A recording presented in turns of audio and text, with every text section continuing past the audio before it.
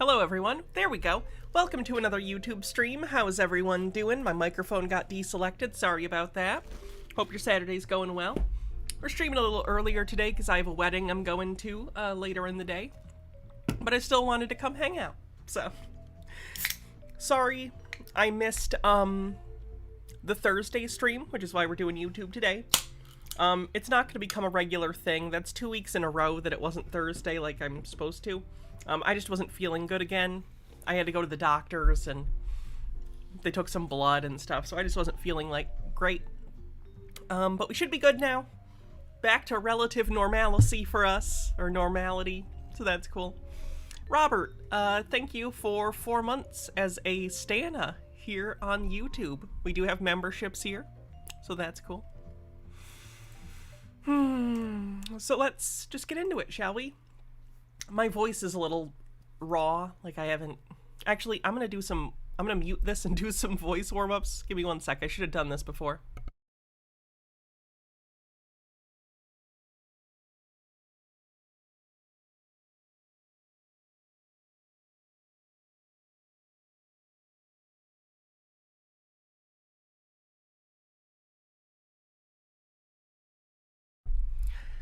All right, that should be a little better. Let's get into the cringe.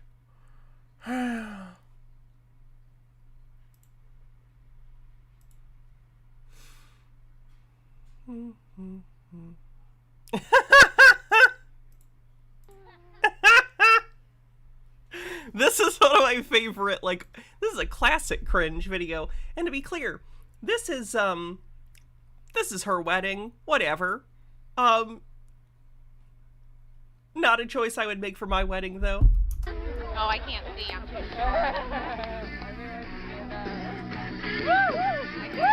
This is how she's going down the aisle, so that's fun. Woo! You got a lovely face. Coming to your place. Now you gotta freak me out. Scream so loud, it's fucking late. You want me to stay, but I gotta make my way. Hey, you're a crazy bitch, but you fuck so good I'm on top of it when I dream. This dad is so perturbed that his child is hearing the word bitch. Hey now, what's going on here? This is a wedding. I didn't want my child to hear the B word. I don't even blame him for being kind of confused. It's just funny. It's just weird. Doing you all night. He's looking, it looks like he's looking, I don't know if he's looking at his wife, but I'm wondering if he was like, I don't want to go to your cousin Charlotte's wedding. She's a psycho. And then this happens. Oh yeah, it's a sexual ass song for sure. It's really not appropriate, but it's her wedding. I just probably wouldn't let kids come to the wedding if I'm gonna do a bunch of raunchy shit at the wedding. I don't care. If that's your thing, that's your thing. But, you know, maybe let people know and don't invite kids.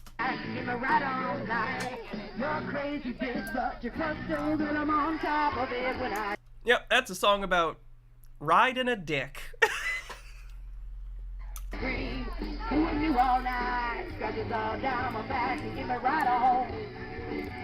Oh, okay. She's demonstrating. That's good. That's good for everyone. Again, like, this is her and her partner's wedding. She can do whatever she wants. I do find it interesting that her first thought when she was like, what am I gonna do on my wedding day? It's like the one day when attention's on you and your partner and no one else.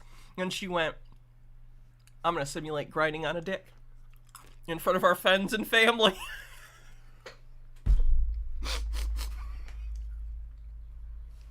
Alright. Sorry, by the way, I'll be done eating these in just a sec. I just hadn't eaten yet today, and I needed, you know, something. So I didn't get the hiccups. And I'm having delicious wedding food later. I think I chose the beef. I hope it's good. Take it all, river is your game. Keep on there with fame. Another one I paid it for. You're so fine. Don't be alone, kissing in my rocks, or just to get you face to face. Hey, you're a crazy bitch, but you fuck so good I'm on top of it when I dream. Doing you all night, scratches all down my back, give me right all night. You're a crazy bitch, but you fuck so good I'm on top of it when I dream.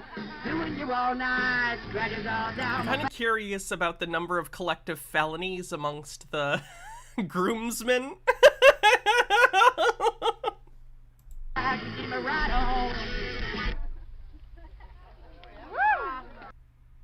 That was lovely. Thank you for that.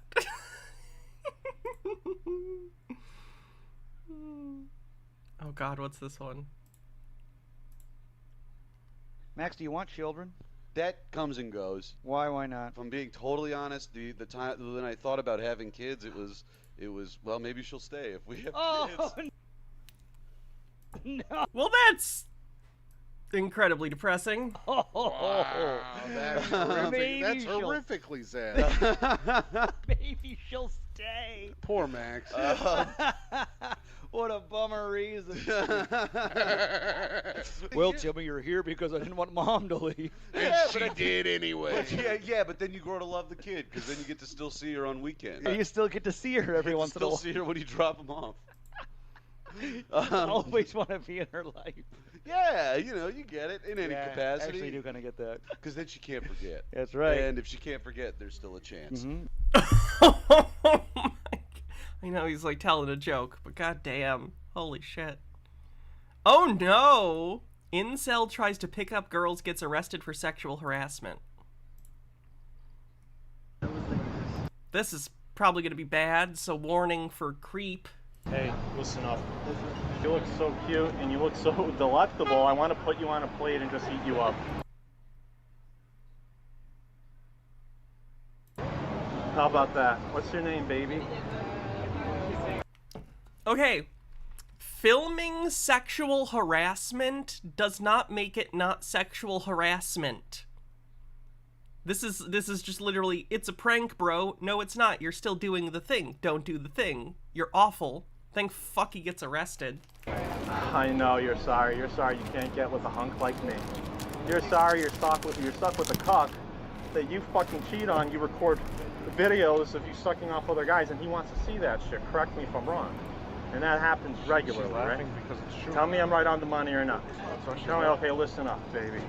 I'm so sorry. I really tried. God damn you. Her booty's so small. Fuck. I don't want to bother you guys. I'm not trying to be creepy. Oh, he's following them. He's following them.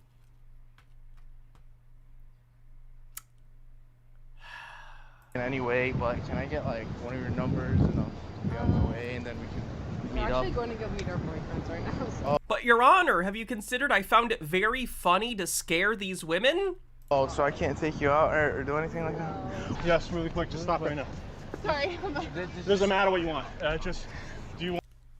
It doesn't matter what you want is not a sentence that you want to say to anyone, but in particular in this situation is not a good time to say that. Holy shit. I am so glad he got arrested. Here's what we're wondering. I'm sorry. You're just so fucking hot. Want to be my girlfriend for 5 minutes? Do you want to just kind of go on a little date? We're gonna walk for a bit. Okay. Just a pinky. Okay. Pinky? So you can hold my hand. Oh. Yeah. So, Hey, I'm here with my girlfriend. I'm here with my girl. Can you guys just shut the fuck up? I'm here with my girlfriend. Just Okay, shut the don't fuck scare up. people. Get the fuck out of here. I'm here with my girlfriend. You're making too much noise. Oh, so he's incredibly emotionally unstable, or at least pretending to be. That's not something you want to do. Get the fuck out of here, asshole! Fucking prick. I'm so sorry, Luna. No, done. Please. No, I was just protecting you. Oh, she's scared. Her face is of abject horror. She thinks she's legit gonna get stabbed here in a second, at best. Protecting you, baby, please. Please. Can I get your number? GT, thank you for becoming a member. All right. Welcome You love it. to the cool kids table. you know that there's like a... There we go.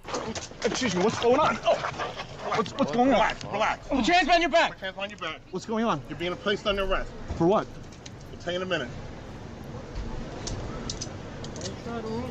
Yeah. You just want to talk? You want to run? All right, now we're going to put you on your side. All right? Put your knees on the side. Go to your right. Yeah. There you go. Sit up. So they're arresting Carl, guys. Carl did nothing wrong. Fuck Carl!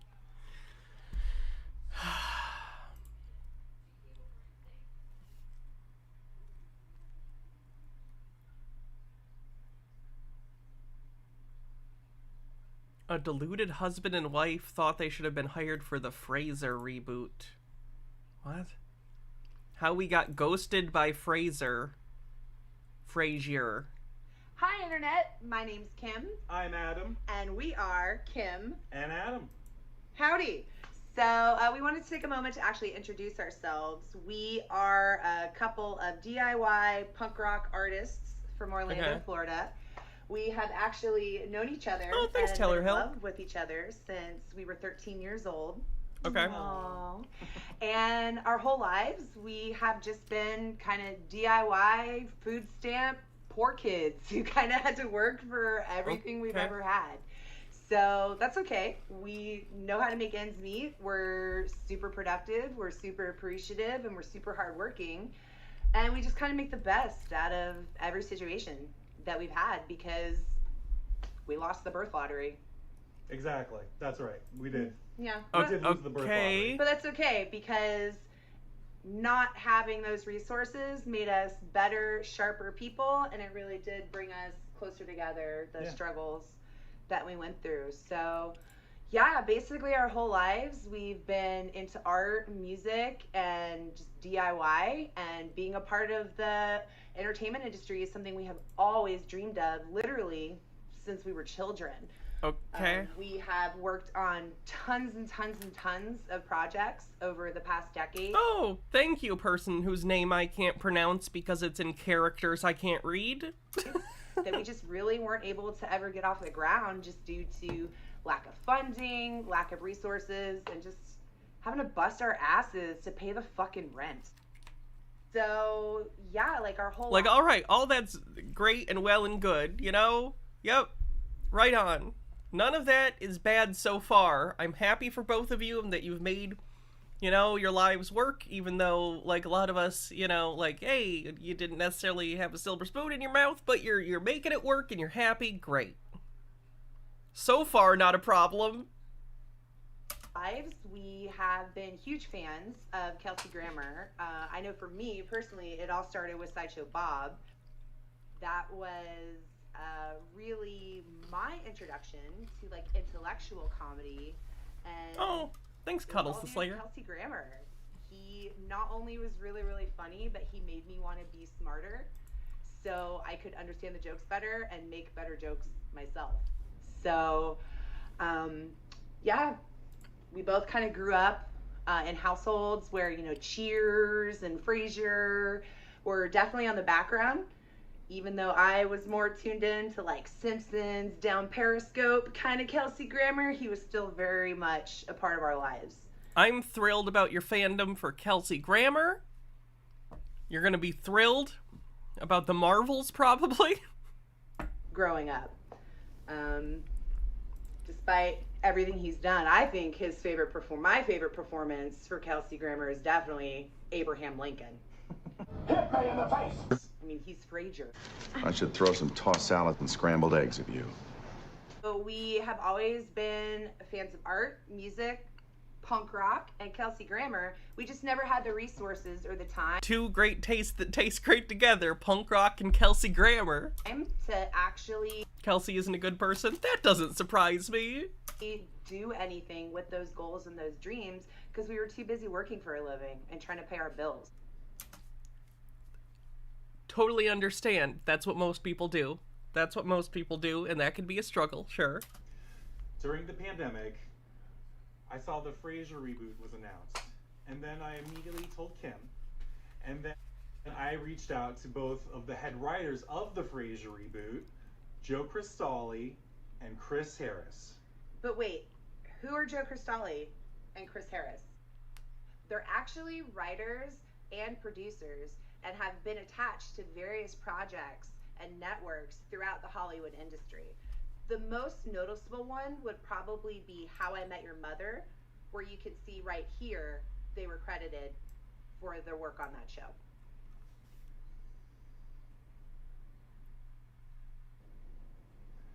I did not receive a response from Joe Cristalli. However, I did receive a response from Chris Harris. He messaged me back.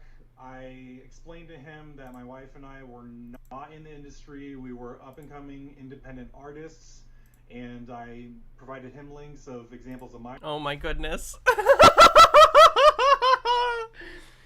This is gonna be embarrassing. It says, "Hi Chris, I'm Adam Wakarski, and I'm very interested in being a writer on your and Joe's Frasier revival. I have already sent some communications to Joe Cristalli regarding my tremendous interest.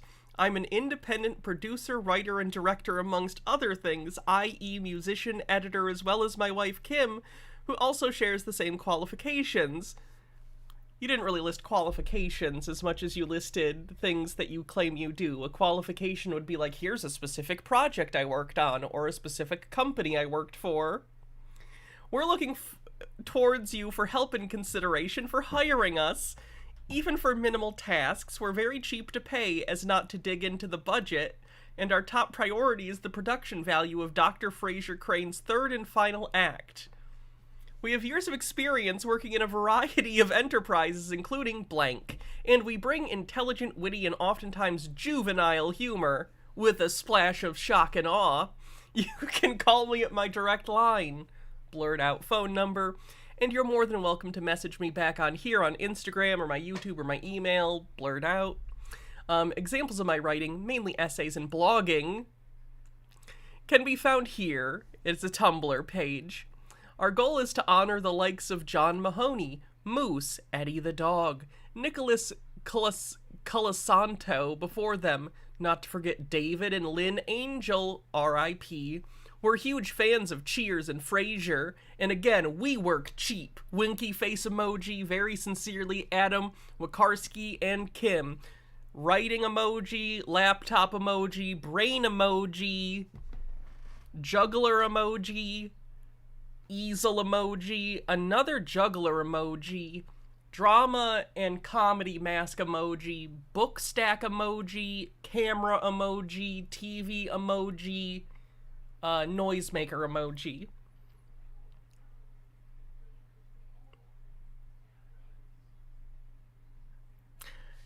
Okay, listen, if you're a fan of something, that's wonderful. I'm a fan of many things. You guys know that I'm big into movies and have all sorts of shows that I'm a huge fan of. This would be like me. Here's a good example. My show that I'm like the most into the lore and the characters and I know the most about. Like if someone was like, gun to your head, you need to write a fan fiction of something, and I had to pick anything, it would be Doctor Who, just because it's something I know, you know? This would be like me writing the BBC and being like, hey, I know I'm not a professional writer and have no credits or experience in the industry. I'm not a member of the union. However, I'm real cheap. Will you please hire me to write for your series that you're spending a ton of money on? Like, you can't do that. That's embarrassing. And again, like, I almost feel bad at the like abject naivete of this. Like the thought space you have to be in to think that this is a good idea belies a certain immaturity that's pretty unfortunate. Like, this is the kind of thing— you didn't actually give me an allergy pill. I forgot to ask again. Sorry. Like, this is something like someone who would do if they were like 16 or maybe 20. But these people are in like their 30s, I think. You should know better and know this is not how the world works. There are already so many people in Hollywood that like are writers who struggled to get work. Like, literally, it's ironic too, considering this Chris guy who you messaged and you said, I work cheap, winky face. He has a Writers Guild on strike profile picture. The implication here is basically this guy is clearly pro-union, and these people sent him a thing basically offering to be scabs.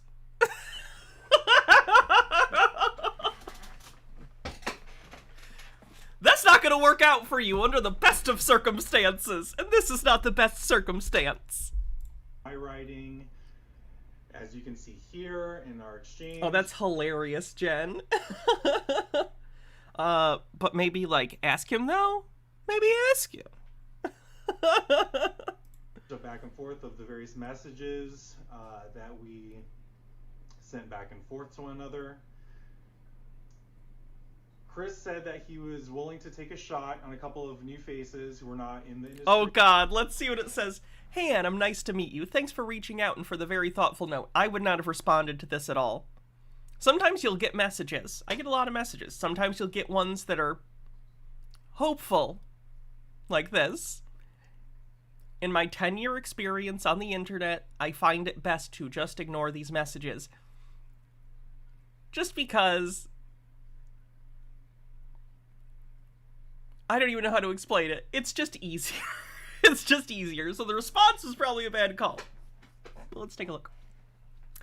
Hey Adam, nice to meet you. Thanks for reaching out and for the very thoughtful note. The truth is that it's going to be near impossible for a writer who hasn't had significant television writing experience to get on the staff. For many of the same reasons, experience is important in any industry at higher levels. That's the nicest way to explain. Actually, you need experience to get jobs. I'm trying to make sure we cast a wide net, though, and consider as many folks as we can. For obvious legal reasons, we're not allowed to read any material, even tangentially related to Frasier. But if you and Kim have a half-hour spec script that you feel is top-notch and will rise above the hundreds of other submissions we're getting from all over, of course I'd be happy to make sure it gets considered. Just let me know and I'll let you know where to send it. Best, Chris. And then they said, thank you very, very, very much for your response, Chris. Kim and I are reviewing all of our current concepts, and we look forward to providing you with material of which we believe will indeed honor the integrity of the show. Again, we sincerely thank you for your prompt response, kind words, and overall consideration. I'm very curious, because the actual producer guy said spec script. If you don't know, a spec script is a speculative script. It's not necessarily something that you're hired to do, but let's say it's the world of syndicated TV, or it's the world of TV, and you're going, oh, I like this show, Star Trek The Next Generation, and it's still on the air. I'll write a script that hasn't been solicited by the network, but I'll send it in, because they take suggestions, and then if they like it, they'll buy it from me. That's what a spec script is. It's like a full script, probably not the final version, they get edited, of course, but like, you send them a script for a show, and they consider it. That's it. Then the response is, we're reviewing our current concepts. Are they even writing full scripts, or are they just giving, like, vague outlines for story ideas, and they think that's what writing is? Like, writing involves coming up with broad ideas, but, you know, writers also need to actually put ideas into a screenplay format, because that's their job. And I don't know if they're doing that. We do not have any representation. At least for the first season, Atheist Brony. I do think the show gets better after that, but it's very different than other Star Trek. It's certainly not my favorite show in the franchise. Kim and I both, we ended up writing... You think they just get high and talk about the show and think this means they can write a script? That's the vibe I'm getting too. Maybe I'm wrong. If they've written full scripts, fair enough. Just seems like they'd maybe be more specific. Rising to the occasion, Chris said, even though we weren't with an agency, Chris decided that he was going to give us a shot. Kim and I then took time out. He did not say he was going to give you a shot. He said that you can send in spec scripts just like anyone can, and they would be considered just like everyone else. He never offered anything specific to you. He did not, like, solicit anything specific. He just said, hey, we accept scripts. Feel free to send a spec script in, and it'll be considered like everyone else, which was always the case. He made no specific promises to you. He was giving you the information that they do accept spec scripts, and you can send them where they accept them. That's it. Of our lives. Let's see, the first episode, There's No Place Like Home is the reunion episode. This is our way of formally honoring the show. Oh, you think you're gonna write not just an episode, you're gonna write the first episode of the return. You're gonna write you're gonna write the script for, like, the return episode. Even experienced writers don't usually get to do that. If there's a showrunner, the showrunner will usually do that, or if there's, like, a famous writer from the original show that's, like, on, usually they'll do that. No, you, people with no actual credited experience, are gonna write the opening episode to the new Frasier show. Holy shit, the hubris. We wrote the story from the viewpoint that things did not work out for Frasier in Chicago, and he's been living in San Francisco ever since. Also, we met Niles and Daphne's family, David, Lynn, Jody, Johnny. The second episode... Oh, that's it! That's... Okay. Is that it? that's your whole idea? Do you have an actual script, or that's the whole idea is he didn't actually go to Chicago after the finale, or it didn't work out. He's back where he was in the original show, and now Niles and Daphne have kids. That's not even a plot. That's a setting. That's not even a plot. That's just explaining how the characters are back in the original place, and now some of them have kids. That's not a plot.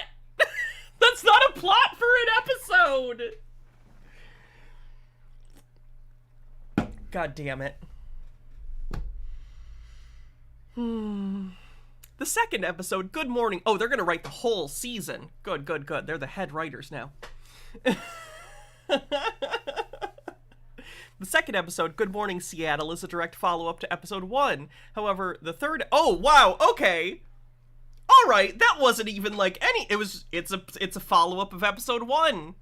Because, you know, that's how linear time works. The episode that comes after the first one is a follow-up to the first. We have no specifics on that one, but it will be a direct follow-up.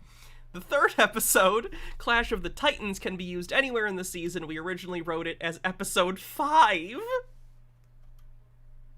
And we wrote 3 spec scripts. Okay, you did actually write the scripts. I would love to read them. Are they around?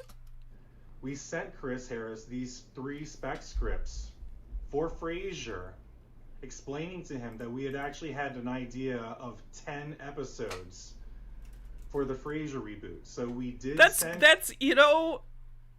Okay. So... You think, like, I have never seen Frasier. I'm not gonna lie to you. I've never seen a single episode of Frasier. Never seemed like something I'd be that interested in. Maybe I'll watch it someday. I don't know.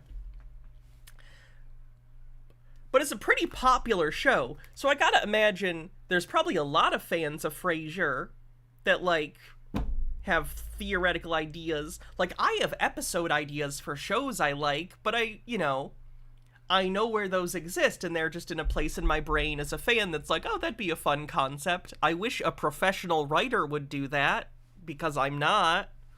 And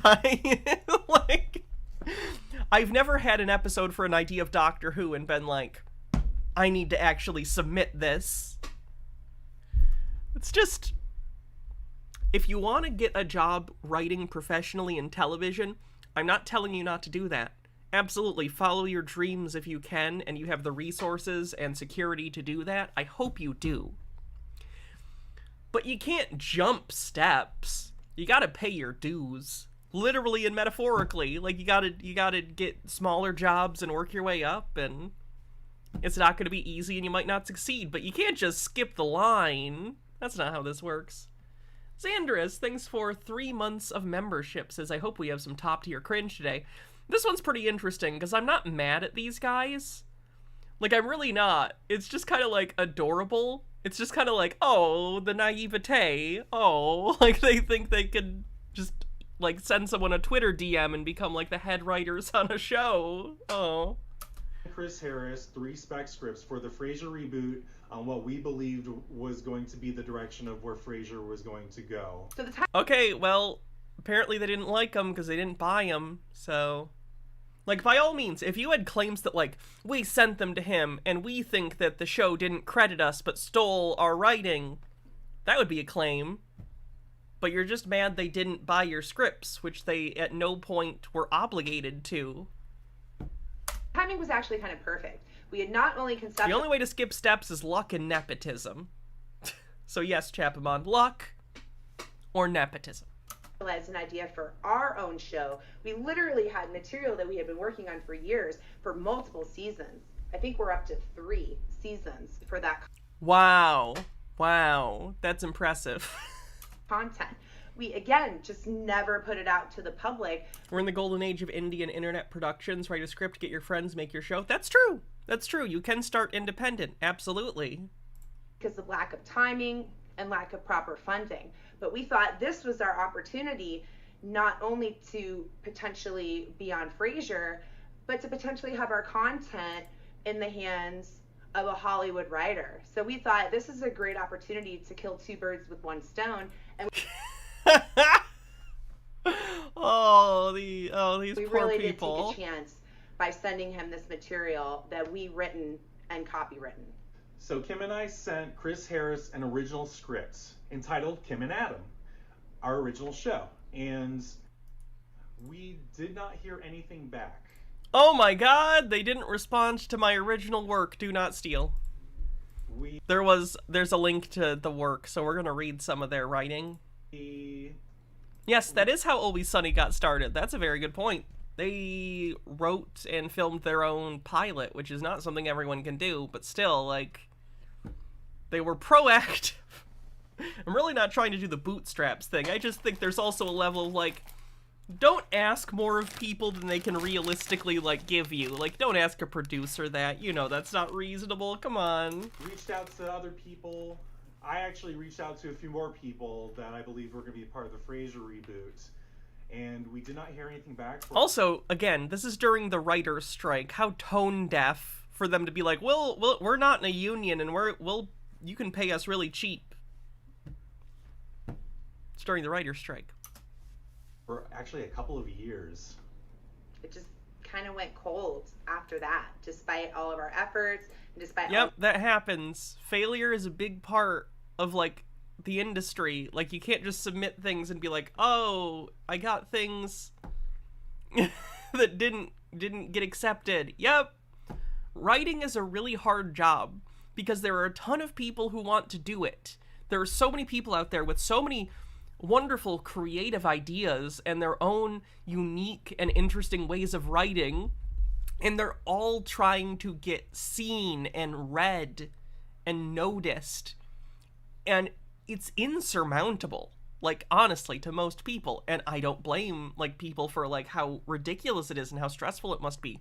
This is why unions are important in writing too, to make sure that people are getting paid fairly and given opportunity and stuff and given credit for their work. But these guys just want to skip all that and just, like, get handed, like, oh, here you go, you are unqualified and haven't shown anyone you can do anything. But here's the keys to the Frasier reboot. Of our communication, we just didn't hear anything back.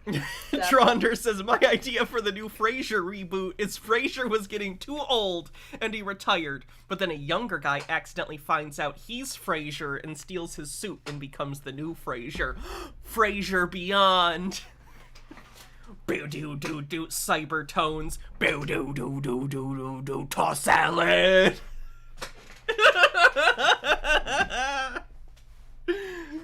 So, pretty recently, we saw the trailer for reboot, and we thought, hey, this would be a great time to show the world what we created and to kind of share our story and our experience about being this close. Were you that close? Guys, in high school, I had a brief Twitter conversation with Penn Jillette. I was this close to getting on the stage at the Bellagio. To working on a show that we actually cared about. Sorry, I don't know where they actually play. Wherever Penn and Teller play. You get the joke. Growing up. Our own version of the content that we created and share it to the world, which is what we're doing right now. So the following presentation is just a very crude, mocked up version of what we actually sent to Chris Harris in the hopes of being hired as writers for the Frasier reboot. So please forgive the crudeness of the design. This was something that we really did just kind of throw together, just because, again, we wanted the world to see all the work that we did, and we really stand by our art, and we really do believe in what we're doing, and we think it's a great story, and we really hope you enjoy it.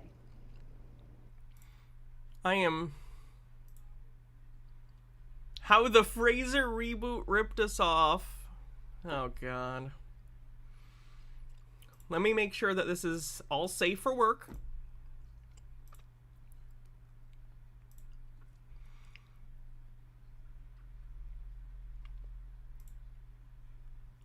Oh, just show me the whole goddamn profile. What in the world?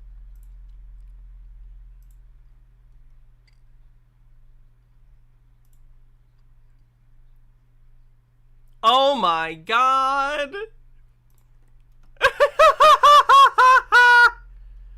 This is gonna be beautiful. It's even funnier because I've never seen Frasier, so I have no idea what the fuck is happening. This is gonna be good. I didn't mean to do this today. God damn it! Chat, they simulated their own fucking scripts. Hey everybody, this is part 1 of our Frasier reboot content.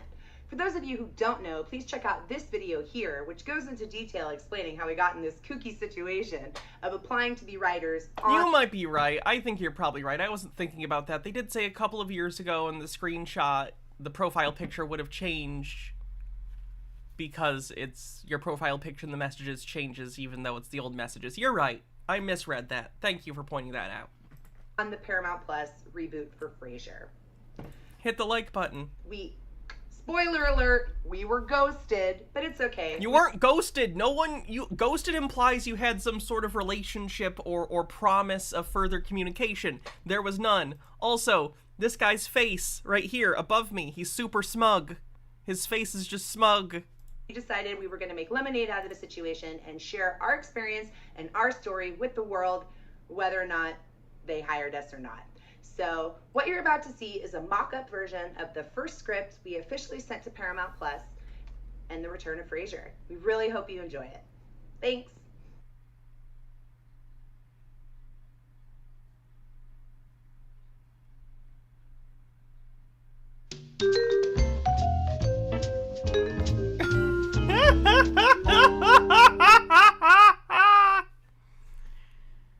Okay, so here we go. So this episode was essentially designed to be the return of Frasier, right? That's the perspective that we came from.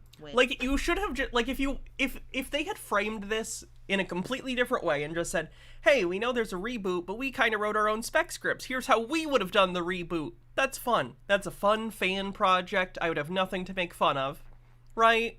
That's fine. That's fun. I love fan projects. I love fan films and fan fiction. I think that stuff's wonderful.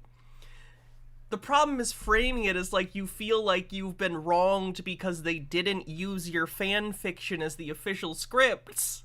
That's weird.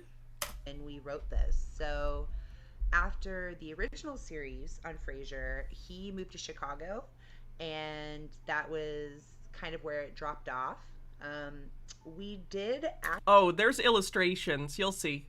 Actually write almost an entire season worth of material where we were going to kind of dig a little deeper into the explanations regarding that storyline, but not so much this episode. This episode, we really wanted to commiserate the loss of Frasier's father. We wanted to pay our condolences to John Mahoney, and we wanted to just give a really honest and heartfelt return to Frasier, the character. So where we begin in this storyline is Frasier is returning to Seattle, reacting to the news that he has just lost his father. So here we have Frasier. He is approaching Ronnie's door. For those of you who don't remember Ronnie, she was Marty's wife at the end of the series of Frasier. So we now have Frasier here at her doorstep. He's carrying his luggage. He's in the hallway. He's soaking wet. And, you know, you can't really see his face, but you know it's him. We wanted to have that famous Frasier silhouette. It's like Indiana Jones or Freddy Krueger. You just know it's him. Kind of shot where he's walking up to the door. He's looking very dapper. He knocks on the door, and Ronnie answers with this really sweet, endearing smile, like, oh, Frasier. Frasier. Now that's quality writing!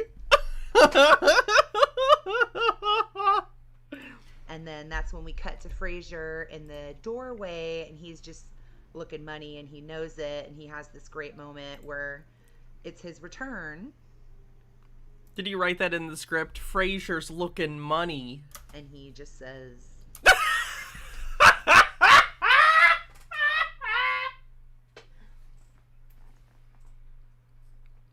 there he is!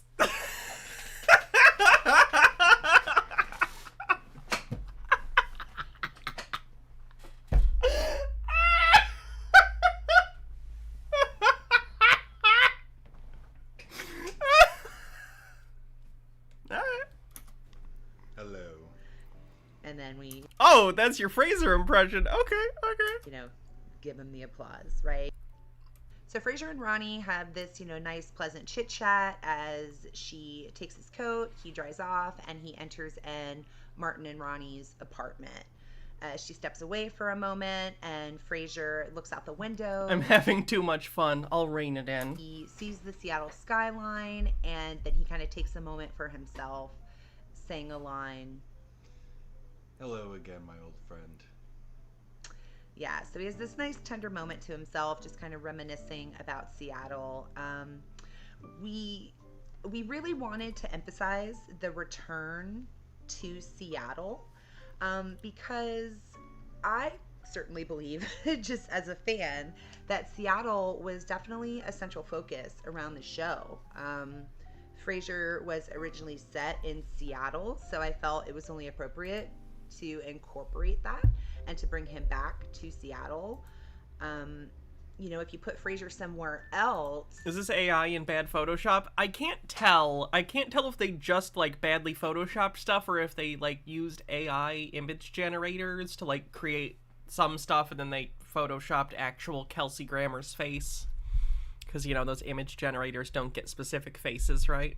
It's not Frasier, right? Like, when Right. Frasier was in Boston, that wasn't Frasier. That was Cheers. That's Cheers. When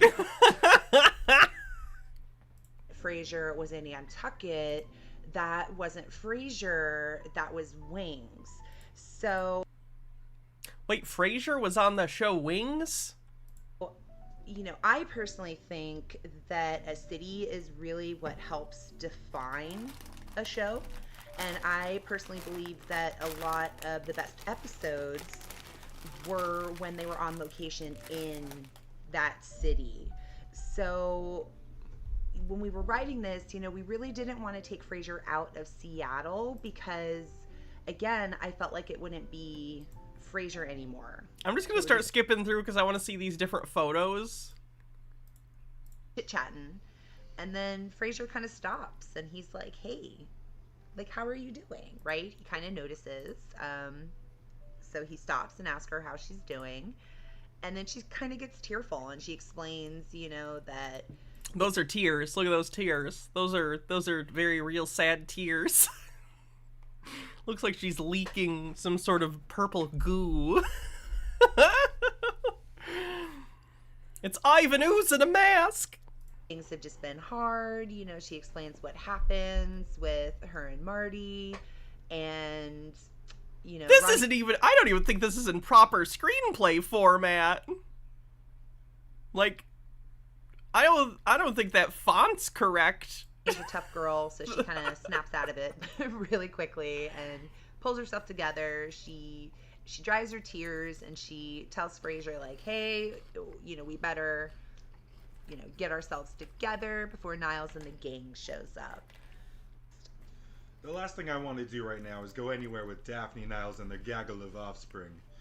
I came up here in such a rush I didn't even have time to find a proper hotel room.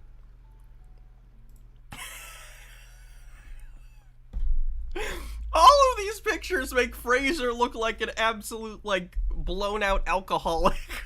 Look at how red he looks. Oh my god.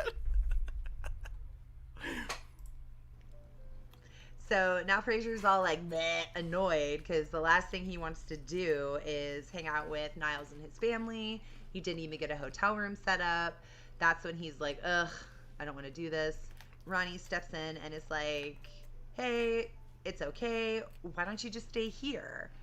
And then Frasier has this great moment where he looks around and says this line. Oh, Ronnie, I think the last thing you'd want is for me to be hanging around here, cluttering up the place. she's like, whatever, man, it's okay. I'm, you know, going to Florida with my sister, so you'll have this place all to yourself. Frasier's like, you know what? I think I'm going to take you up on this offer. You know, I could really use just some peace and quiet. Well, that ain't gonna be tonight. So the door opens, and then Jody and Johnny come busting through the door. Oh, these children are horrifying. I'm horrified by these fake children. What in the world is happening? Grandma!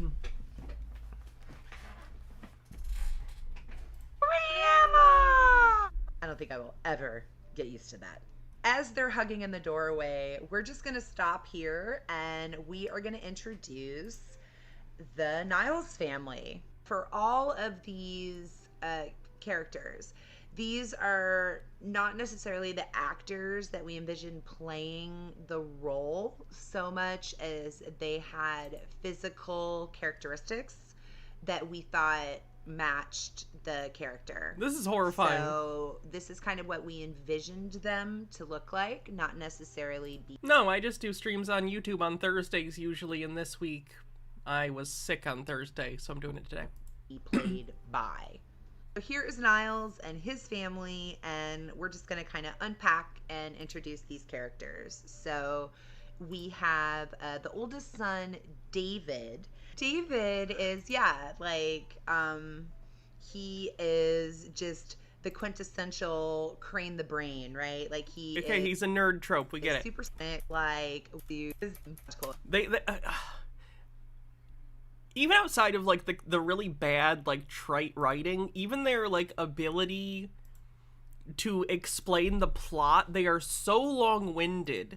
Like, if I'm a producer and I have to listen to you give me an elevator pitch, I can't have you do it in an hour. What are you doing? Alright, let's move on. The Frasier thing is funny. I'm not gonna say it isn't. And I'm going to maybe save this channel, because what an interesting thing. But we should move on.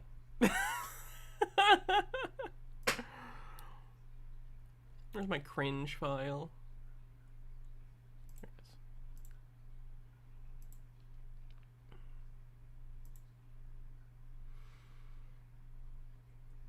is. Yeah, I don't know why I feel like introducing kid, like the whole, like, Frasier's about, like, he's like kind of a pretentious intellectual, and his, like, brother's even worse for that kind of thing, and he has problems. It's a very just like adult, you know, in the city trying to date and do their job type sitcom. Why would you introduce family stuff? And I know his dad used to be in the show, but I mean, like, why would you introduce children? It doesn't feel like a show that's conducive to having a bunch of children. I feel like that would throw off the whole tone.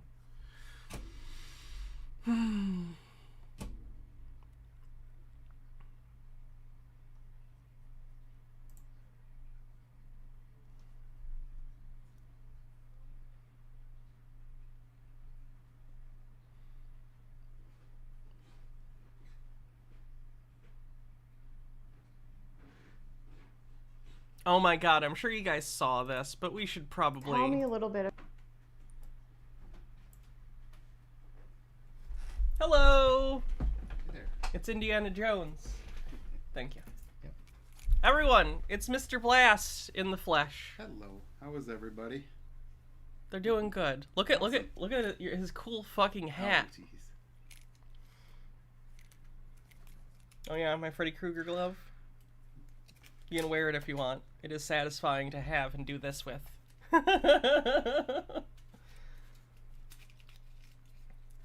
See, you even have the hat for it, kind of. Ooh. There you go. Yeah. Perfect. Goodbye, everybody. Bye. Drive safe. Love you. Love you. Tell me a little... Oh, so, Boogie, there was a documentary about Boogie recently. I watched it. It was really interesting. He's a fucked up guy. Here's some embarrassing parts from it. This is the part where they set him up with a, some kind of, like, recruiter. You know, someone that you go to and helps try and find a job for you. Place you in a job or something. This is the interview. tell me a little bit about your background and where you think you want to go with the experience that you already have. I did work at a small gaming store back in 2006, 2007. I am disabled, recognized by the state of Arkansas, but also the United States government. There's that. Now, the downside to that is I am extremely depressed, so there's some mental health issues that we bring to the table. And then physically, I am morbidly obese. I have no references, no work history, and no education. And when you Google my name, you might see rumors that I beat my ex-wife. Should mention I'm also a felon. Okay. What's the nature of your felony?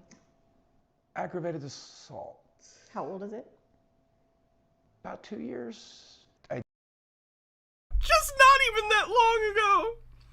I love you too, Baja. Drive safe. I did work in the porn industry for... Where can you watch the documentary? It's on YouTube. It's on YouTube for free. It's a YouTube documentary. the better part of 7 years. So, I mean... Be real with me. Do you really think it would be a good idea to go to a real interview and reference porn? It depended on the job, I would think.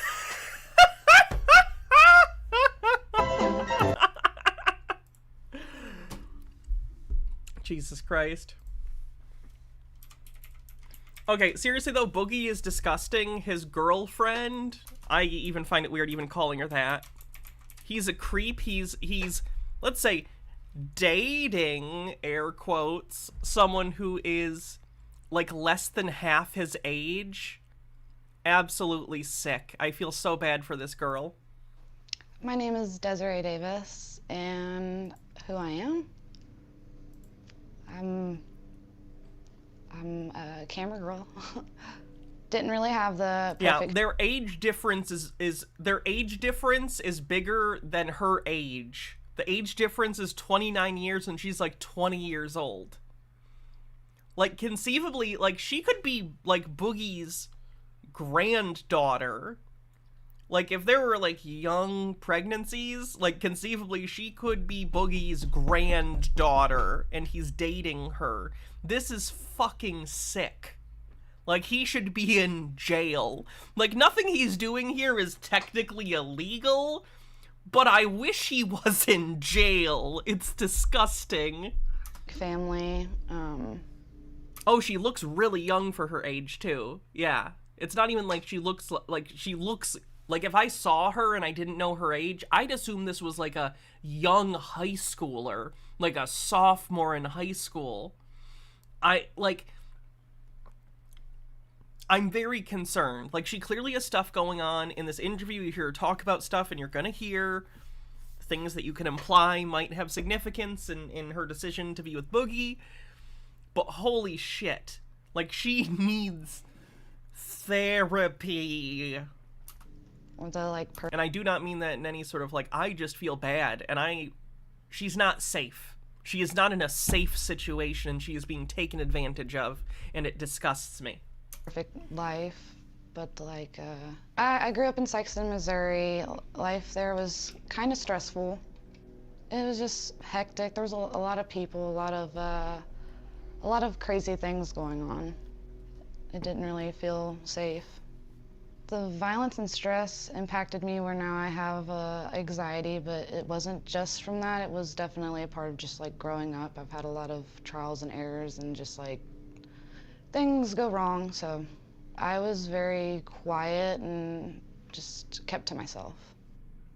I didn't really do the real dating thing. I didn't really do like hug or kissing or hand holding. I was more like a friend relationship kind of thing, and I only remember having like actually 2 of those, and it wasn't serious. It wasn't anything besides, you know, high school, or not high school, yeah, high school and school stuff. So just like having somebody to talk to and hang out with.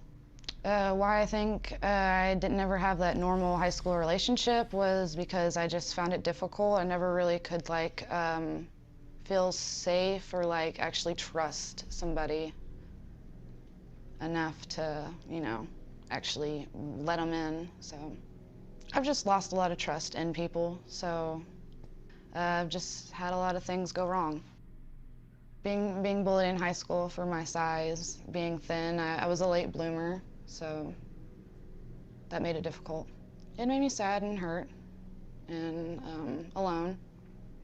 And honestly, I felt self-conscious and didn't really like my body, so. Before I met Boogie, I wasn't interested in looking in a guy or in, you know, relationships. I just was doing my own thing, living on a farm. What's it like living on a farm? It's peaceful, it's nice. I loved pretty much everything about it. It's home, and I know I always got a home, so it's nice. He's 29 years older than her and has an assault charge. Don't die on this hill, Jamie Lynn. Nope. He's 29 years older than her. He could be her fucking grandfather. He is taking advantage of her. The power dynamics here are disgusting. This is an Axolotl. This is a Pokemon. I don't really exactly know which one. And this is Godzilla. Why do I have stuffed animals? Because they're cute and they're cool, and I know that they don't... I mean, they eventually go away, but like if you... I mean, they're there. You know, it's something to remember. It's memories. So sex workers. Let's not use the term hookers. It has a stigma, please. Originally discovered Boogie on YouTube, and it was with a collab of Jesse, McJuggernuggets, and Kid Behind the Cameras videos. My initial impression of Boogie was he's adorable. I don't know what it was. I guess it's his energy. Yeah, wait, Jamie Lynn, are you under the impression I'm shitting on her? Boogie's disgusting. She's traumatized and making bad choices. He is curly hair. Your fiance's 14 years older than you? How old are you? This girl's like 20, and Boogie is 29 years older, which is more than double the age difference between you and your fiance. I did not say that there's no situation in which age differences are okay. For me personally, I think 14 is a decent bit, but if you're older, it doesn't matter. Like, let's say she was 30. Let's say she was 30 or 40 and Boogie was older. Probably wouldn't matter as much because she would be a more developed person. You're 49, don't worry about it. You're a full-ass adult. She's 20 and has almost no life experience. Boogie is taking advantage of that. You're a full-ass adult. That's not what I'm talking about. Okay. Hair is glasses. I must be into nerds. I guess, I don't know. I never really paid attention to my feelings or anything because I kind of kept to myself in school. So I don't know. He's just adorable to me. I like him. He was going through a lot, and I randomly hit him up on Instagram, and I told him that I support him and that I'm always here for him and stuff. And so, as far as I'm concerned, if you're 49, 50, you can date someone to 120 and I don't care. You're 50, you're an adult. You're whatever. And I understand that she's legally an adult. Clearly, mentally, she's got some stuff going on. This is not a situation where we're talking about a fully developed adult with a house or a job or stability. We're talking about someone who has nothing being taken advantage of by an adult who has power over her. It started from there. So we talked on Snapchat for a while, a couple months. Okay, so we definitely took it slow. We didn't get to the actual romantic thing. We would talk about it, but it never was we never really got into it on Snapchat. It was in person. We waited, and even then, we were still taking it slow. Would it help you if I put them showed the interview they do together? That might emphasize the age difference a little bit more if you see them actually interacting together.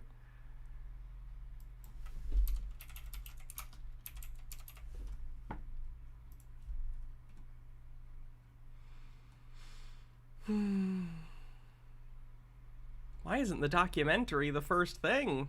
That's weird.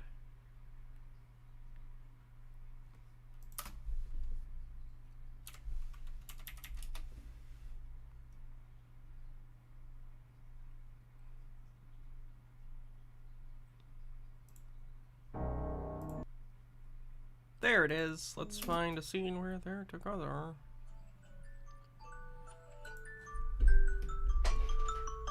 I gotta take my meds. Horrible to me. I like him. Instant always here. Paper is in the rant. Before I even. The longer It was pretty crazy, but. was just something there. So it was pretty crazy, but I just felt it.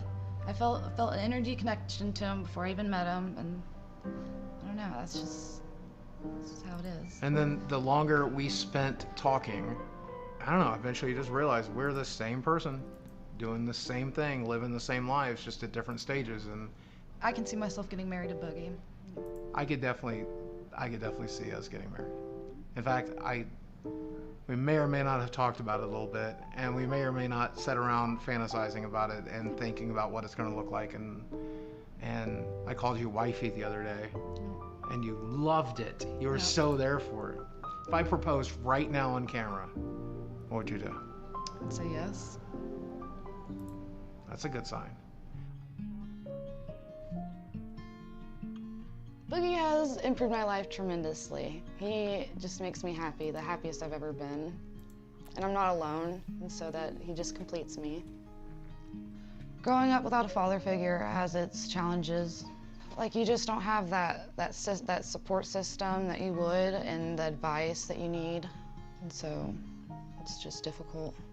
I don't ever want to be alone. That's another thing. Maybe that's why I have stuffed animals. I don't ever want to be alone. And so it's just nice to have company. And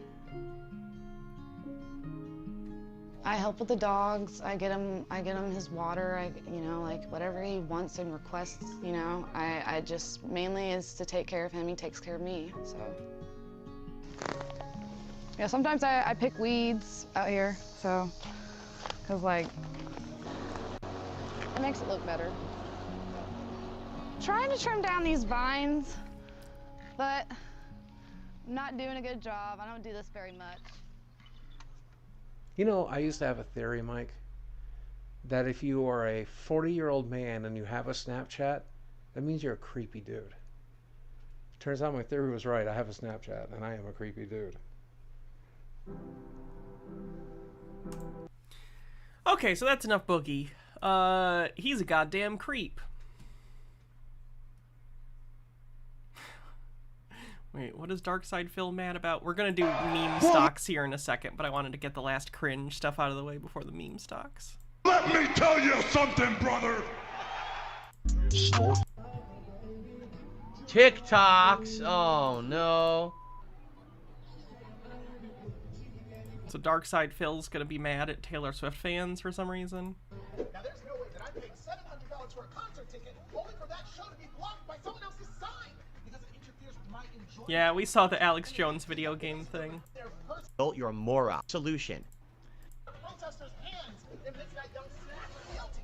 Oh God. I just won the lottery. Okay. I have a big solution to this one. Are you ready? Here's the solution. Don't fucking pay $700 to go to a concert, you fucking idiot. I don't care if you're a teenager. I don't care if you're an adult. You're a moron. No concert is worth $700. You're a complete fucking jackass to pay it. I wouldn't pay $700 for a concert either. I can't think of anyone that I'd want to see that badly, but I'm also not gonna be angry and misanthropic and be super upset that other people are spending their money on seeing an artist that they love. Like, I'm not a big music person, but if there was, like, let's say there was something where I could go watch a movie and maybe, hear a talk or do a Q&A with, a director I really liked or something and be in the audience for that. That I could see spending money on if it was, like, a once-in-a-lifetime opportunity. Like, I get it. It's a lot of money, but Jesus Christ. As if DSP hasn't spent money on stupid bullshit. And the fact that you went to a Taylor Swift concert... Oh my god, you're so right! DSP, yeah. DSP, for those who don't know, who's the streamer that we're looking at here, he got caught spending, like, tens of thousands of dollars on, like, microtransactions for one of those fucking mobile games, where you gotta buy... I think it was like a wrestling one. You gotta buy, like, gems or whatever their fucking currency is, and he spent thousands of dollars! And paid that just shows that you're a mind-numbing drooler. You're a fucking... Oh, wow. He's much better than everyone, guys. moron, and you deserve anything you get for going to that fucking concert. You paid $700. Clearly, everyone who enjoys live music is just an NPC and doesn't have the big boy brain that DSP has. Your ticket, all right? Now, if you go to a concert, should you be blocked of your view? No, but that's the fault of the concert venue, not the fault of the other concert goers, right? The other person was literally holding a sign up like this. So, at a concert. I don't know who needs to hear this, but at a concert, the person on stage performing is not reading your sign. Yeah, the venue should be making sure that people that go to the concert don't ruin the concert experience for everyone else. But that's up to them, and if they don't, again, shame on you for spending money at a concert venue like that, and you didn't do research to find out if they do a good job or not, you know? I didn't do research to find out if the event center doesn't have a AI laser beam that disintegrates signs people hold up in front of me. Like, what does that even mean? Like, how do you expect them to deal with that? It's sad, but people are dumb. People are cows. They fall for everything. They spend an insane amount of money on dunce level shit, and then they fucking sit there and are gonna start getting into a fight and go to jail over it. You're a moron. Thank you to Supreme Bugs, who had a super chat and says, "Is it dumb to pay $700 for WrestleMania?" Well, yes and no. Oh, the live show you like is worth $700. Oh, okay, cool. Cool. Glad it's just hypocrisy then. Absolutely, positively never would have paid $700 to go to WrestleMania unless I was a YouTuber.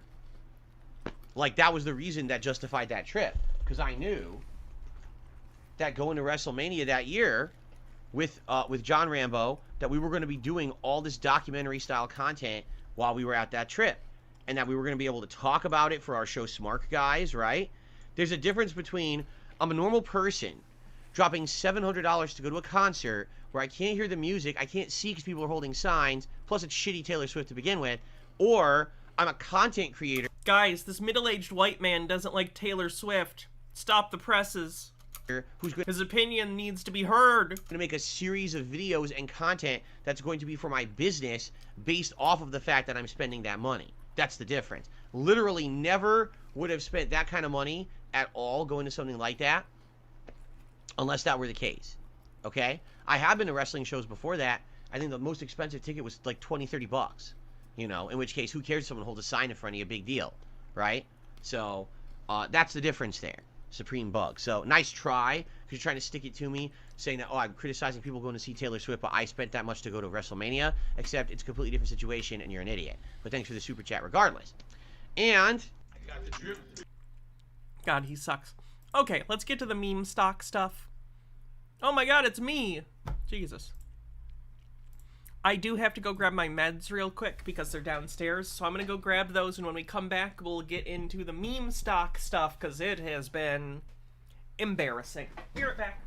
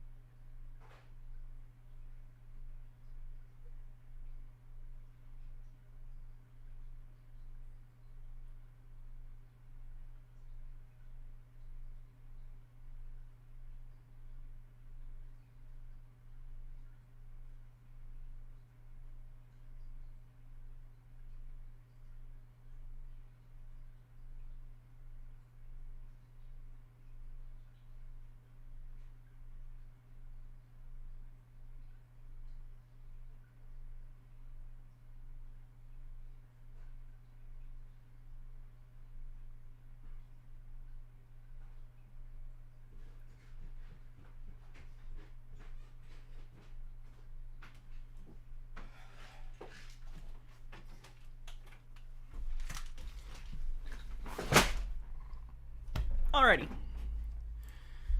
Oh, I know I wanted to watch Rant.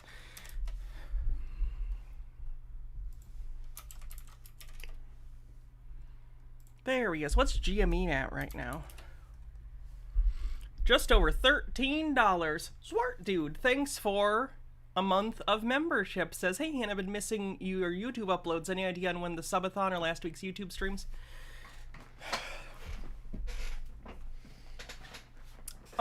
Sorry. I'll just be honest. I'm not trying to get attention. I'm not looking for sympathy. It's something I'm dealing with myself. I've just been having trouble actually spending time on uploading stuff and editing the stuff I need to edit. I haven't been looking, I don't know. I've just been having a hard time doing it. I'll try and get back on top of it, and it's something I want to do. I have a bunch of shorts still that I have to upload to that are going to just get vomited out. But I apologize for the wait on that. Anyway, so GameStop, you know, it's down 52% in the last year. 24% year to date. Down 43% last 6 months. It's not doing great. But of course, Marantz is going to tell you, don't worry about it. In fact, where was the part? Was this one the one? I know he recently told people to try and convince your family at Thanksgiving to buy GameStop. Hi guys, and welcome back to Marantz Rants. Plenty of good information, a little bit of motivation, a whole lot of truth, no financial You're too close to the mic. advice. Want to show you the chart today on GameStop, guys. I know I've been AFK for a while, apologize, but I am back. I'm just in and out. That's it. I'm working a lot right now this time of the year, but GameStop's working really hard too. So here we are, touching 13, feeling good, level of resistance. We get above that, that'll be our support. I know where we're headed. You have no basis for that. What do you mean if you get over $13, it's going to be a support? It was over $13 a week ago, and then it went down under 12. You can't arbitrarily just call out, that's our support. Based on what? Obviously, earnings are going to be coming out in about 2 to 3 weeks. When that comes out, well, guys, you're going to see exactly what we've been talking about. The numbers are going to prove that we're right. They're going to show you that GameStop's profitable. Ryan. Let's be clear about something. Even if GameStop was slightly profitable, they are currently valued multiple times higher than they were at their peak profitability. Their peak profitability was back during like the Wii, Xbox 360, PS3 era, so like over a decade ago. And the stock today, because of the meme stock people, is valued multiple times higher than when they were the most profitable they have ever been in the history of the company. The company could come out with a profit and it would still be overvalued. That's what you guys don't get. You think if the company's making money, the stock price can just go up and up and up forever. Not if it's already overvalued based on the fundamentals. Cohen's headed in the right direction. I feel good about all of that. I do. What I'm going to ask you to do is do what I ask you to do every Thanksgiving, every holiday, and that is to put your fingerprint, put your thumbprint, make an impression. Yeah, when I said vomited, I was going to schedule them. They weren't all literally going to be at once. I just meant like there's going to be a week where there's like 3 a day probably. On your folks, on your family, friends, and let them know exactly what GameStop is. You say it, tell you're blue in the face. You say. Maybe don't annoy your friends and family with your get rich easy scheme.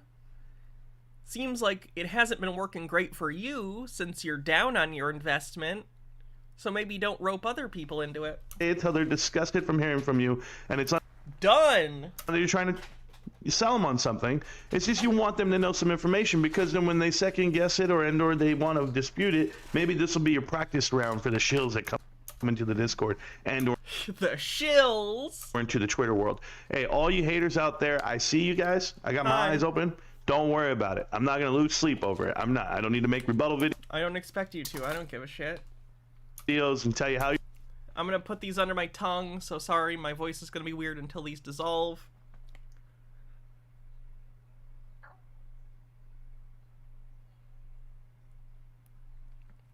I got my blood tests.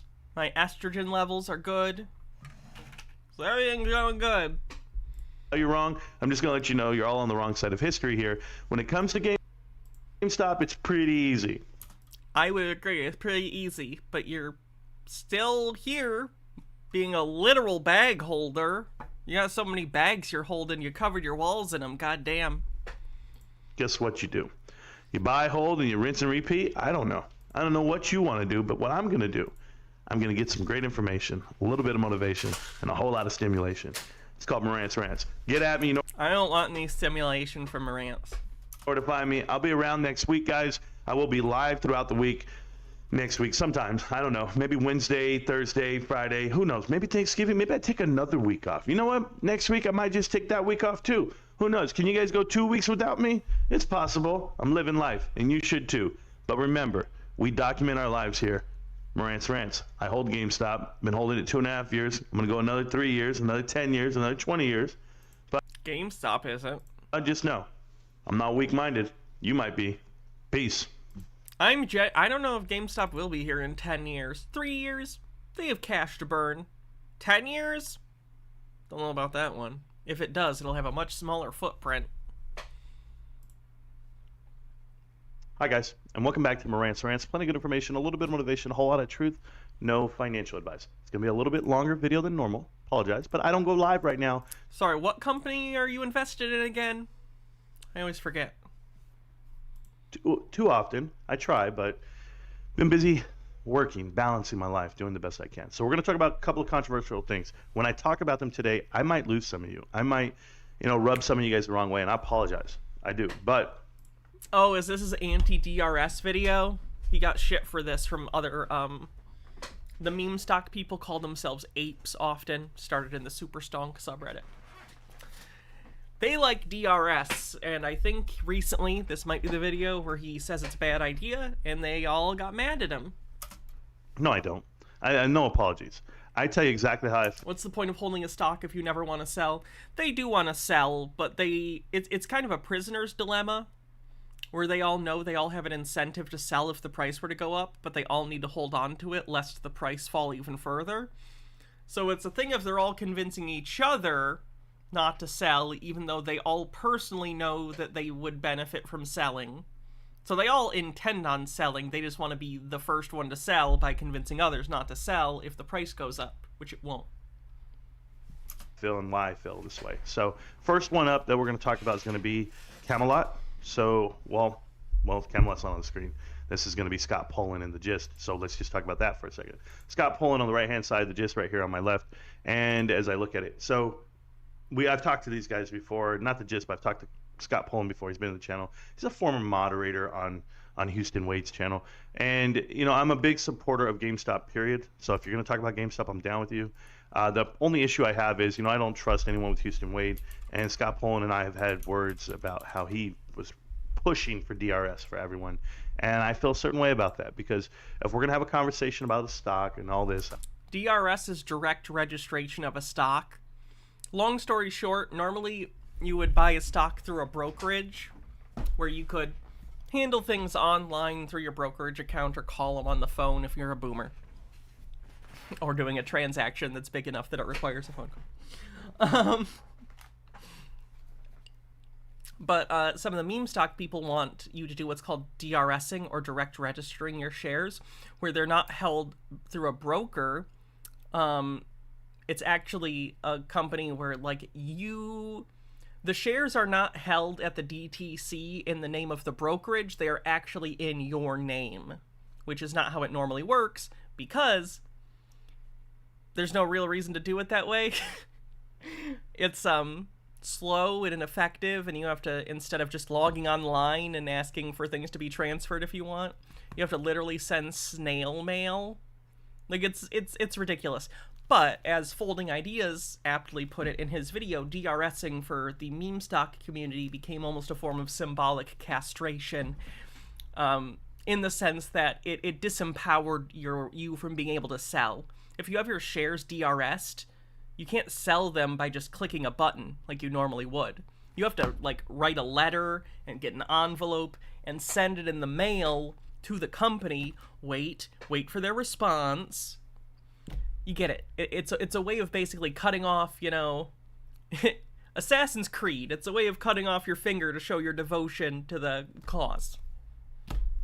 I'm going to talk about the company. I'm not going to talk about the manipulation on the markets and fair and trade and transparent markets, all that nonsense people want to talk about, because that's not something that you sink your teeth into. That's not something that you actually know what the hell's happening. Who's managing your money, and how's it going to happen? How is the transition and the pivot of GameStop actually going to prove the shorts wrong? Well, you have to have fundamentals. There's a guy out there named Keith. Okay, he's in the Discord. I don't know if you guys know him. Keith has been around with the channel for 2.5 years with me. And Keith holds about $250,000 in GameStop. Pretty good position. And he says, Marantz, I don't care about buying another share. I don't want another share.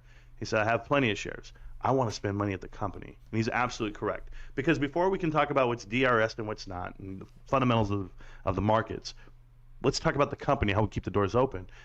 Yeah, I keep giving GameStop money. That'll solve their fundamental problem of having an outdated business model. Like, how is this gonna work? You think you're gonna spend money in the company that's gonna make the company make money, that's gonna make the stock price go up, and then you'll make money because the stock price went up, but you spent money at the store anyway? That doesn't make sense. Where I come in, I'm all about fundamentals. I'm all about retail and the way you actually pump out a company, not a stock. See, here's the thing, Jovi. GameStop has already been doing the nerd stuff. Like, the GameStops near me that I pop into every once in a while just because, honestly, I'm curious about the meme stock stuff.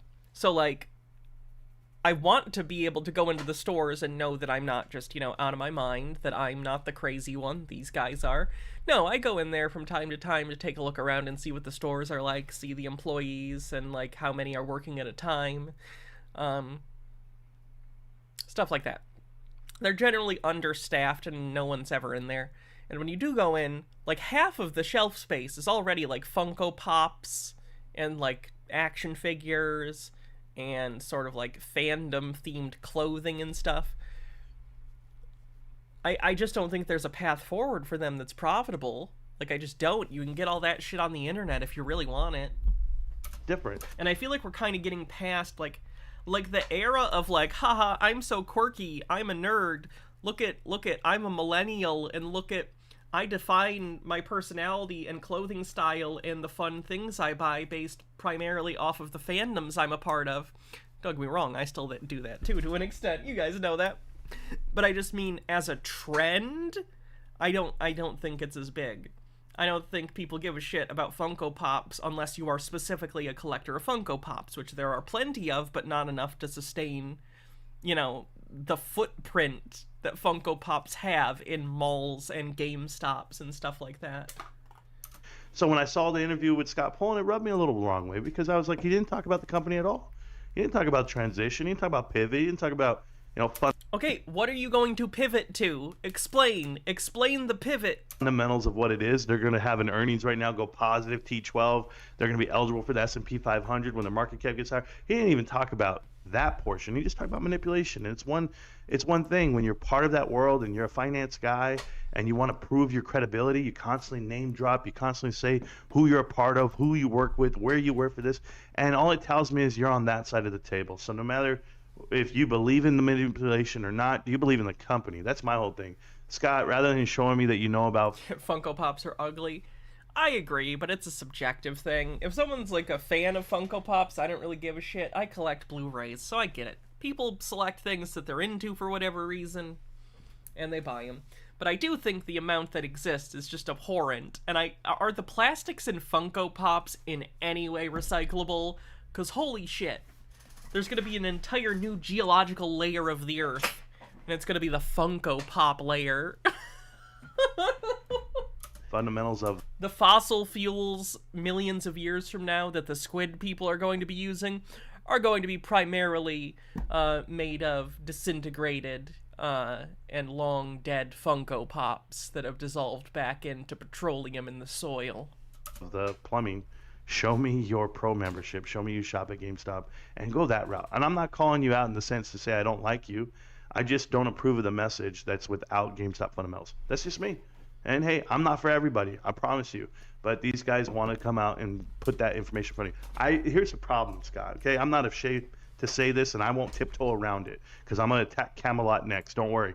But I won't play videos and I won't play clips of the interview only because I don't want YouTube coming after me. This is already a dark place. All right, talking about GameStop every day, making videos, I promise you, it's not the way to run your YouTube career. No one's going to give you extra views. No one's going to get out there. You're not going to make a living off this damn thing. But I will tell you this, you're going to get some great information. That college-level education that you need to actually understand the investment. Can you claim that you have college-level education in this? Are you allowed to claim that? Well, guess what?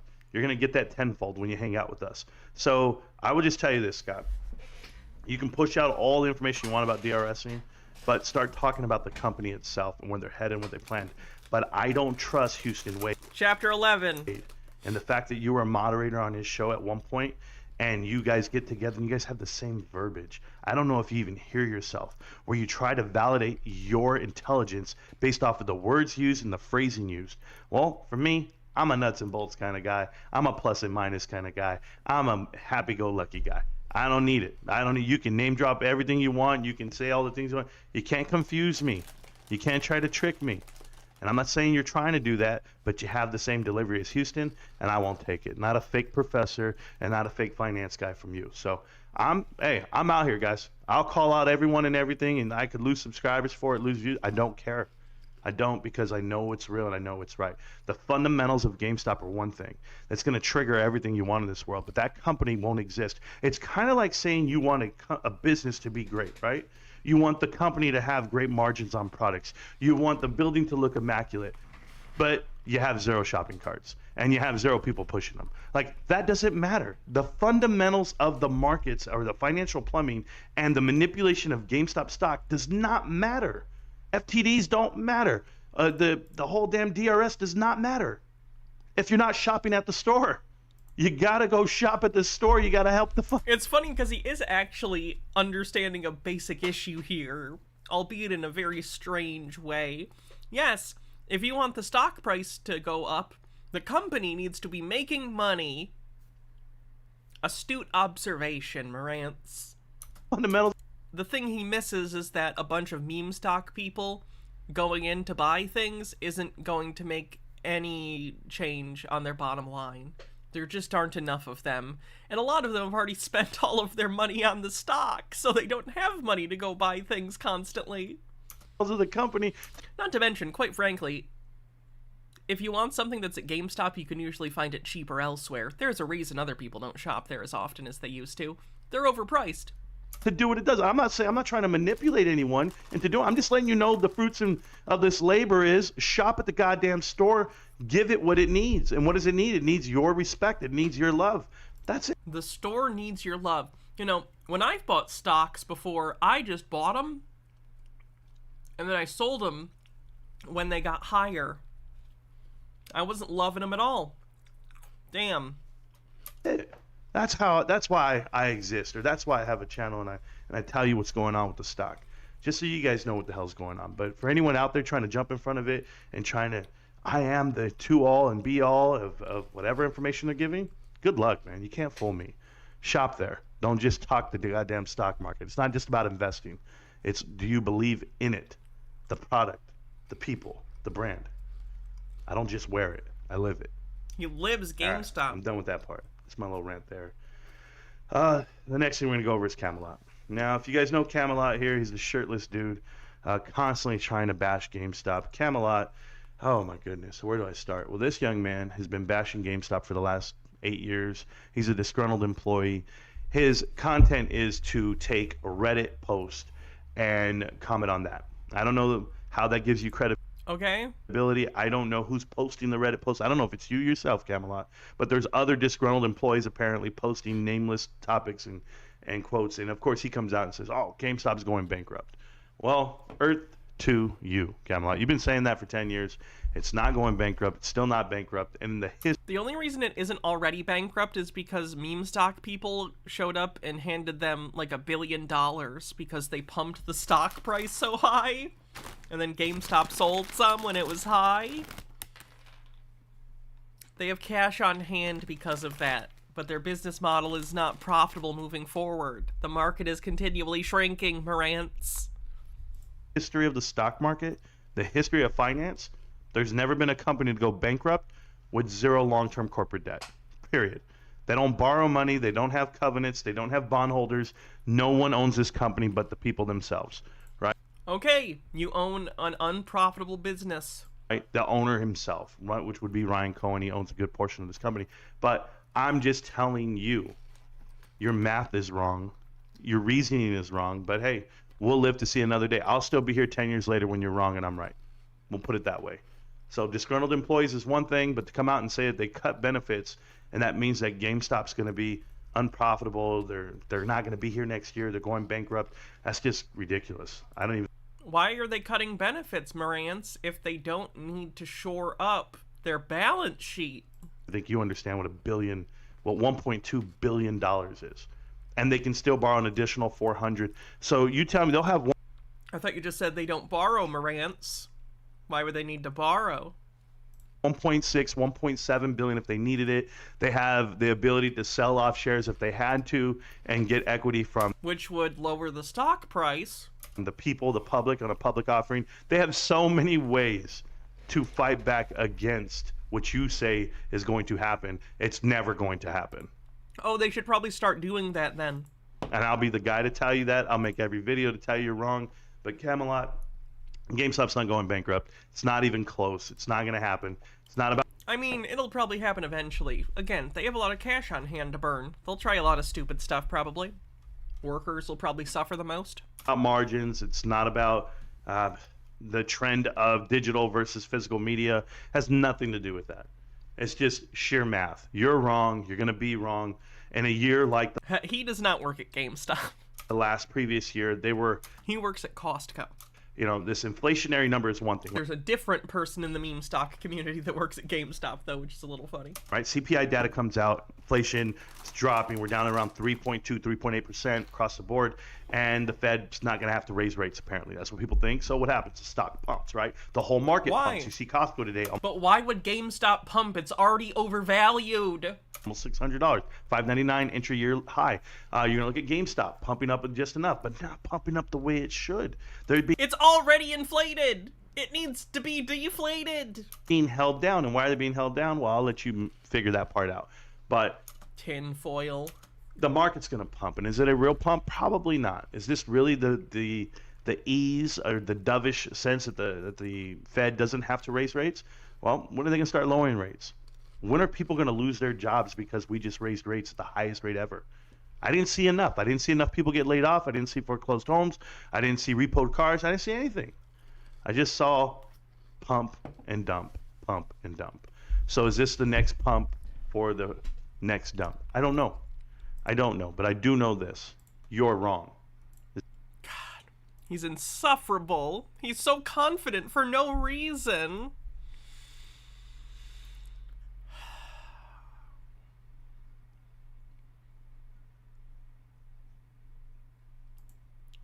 All right, guys, so let's talk about the big news. And I know a lot of you guys saw the articles and all the clips out there, and it's going to be about GameStop launching their digital store.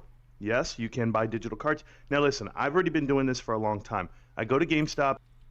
Shop digital games for consoles and PC and get your download codes in seconds. Why wouldn't I just buy the game online? Wait, what? Okay, for those who don't play video games, I need to explain to you how this works. Back in the day, people would, buy a game, they'd take the disc home or the cartridge and put it in their system and play.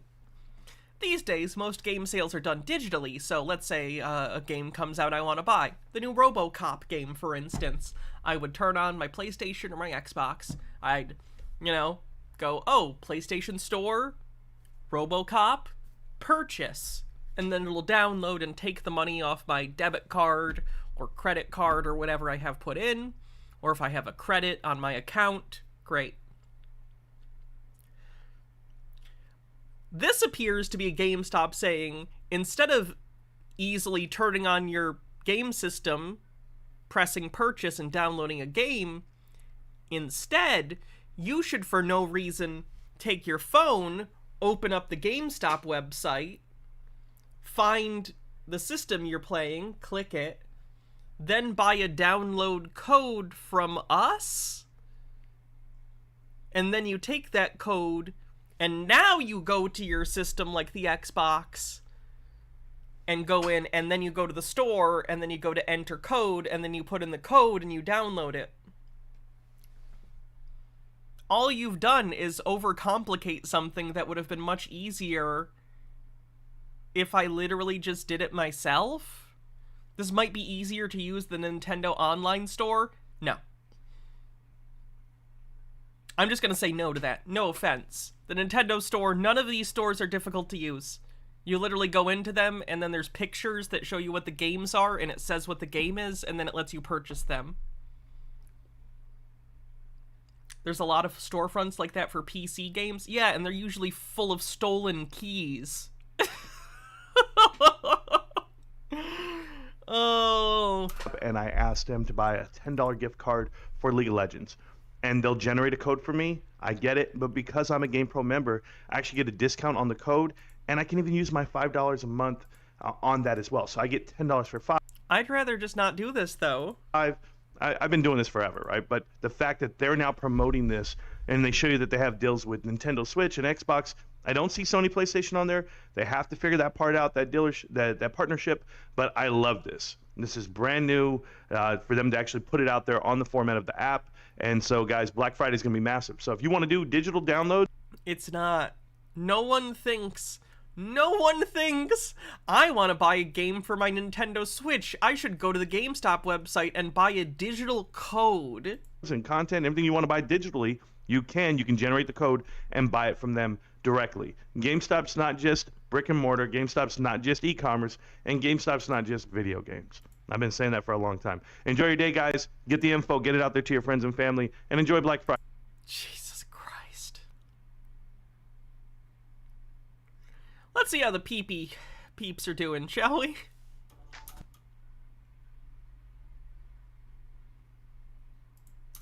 All right, let's jump straight into it, man. Let's not waste any more time. Today's been an exciting day, man. So chat, please give a warm welcome. By the way, the final count on people who bought $500 tickets to the Palte meetup, I believe, is about 100. 100 tickets at $500 a ticket. You can do the math on that one to find out how much money PeePee made recently. To Michael.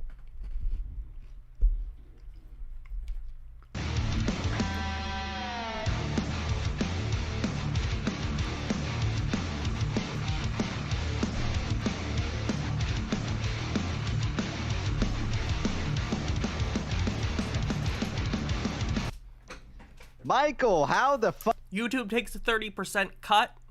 I should point that out. And he's supposed to pay taxes on that, but it's PeePee, so. Fuck you doing tonight, man? You're coming out perfect, pixely, man. PS1 graphics. Pulte's gonna try to sell them timeshares or other shit. It's stupider than that. Pulte is not at his family's business, Pulte Home Group, but he really wants to be. So in my opinion, it appears that his plan is he's been trying to convince BBBY people to buy shares in Pulte Home Group. I think he's trying to use these people to do a really stupid hostile takeover of his family's company. He wants them all to buy the stock so that they get voting shares and that they can vote him to be the president again of the company.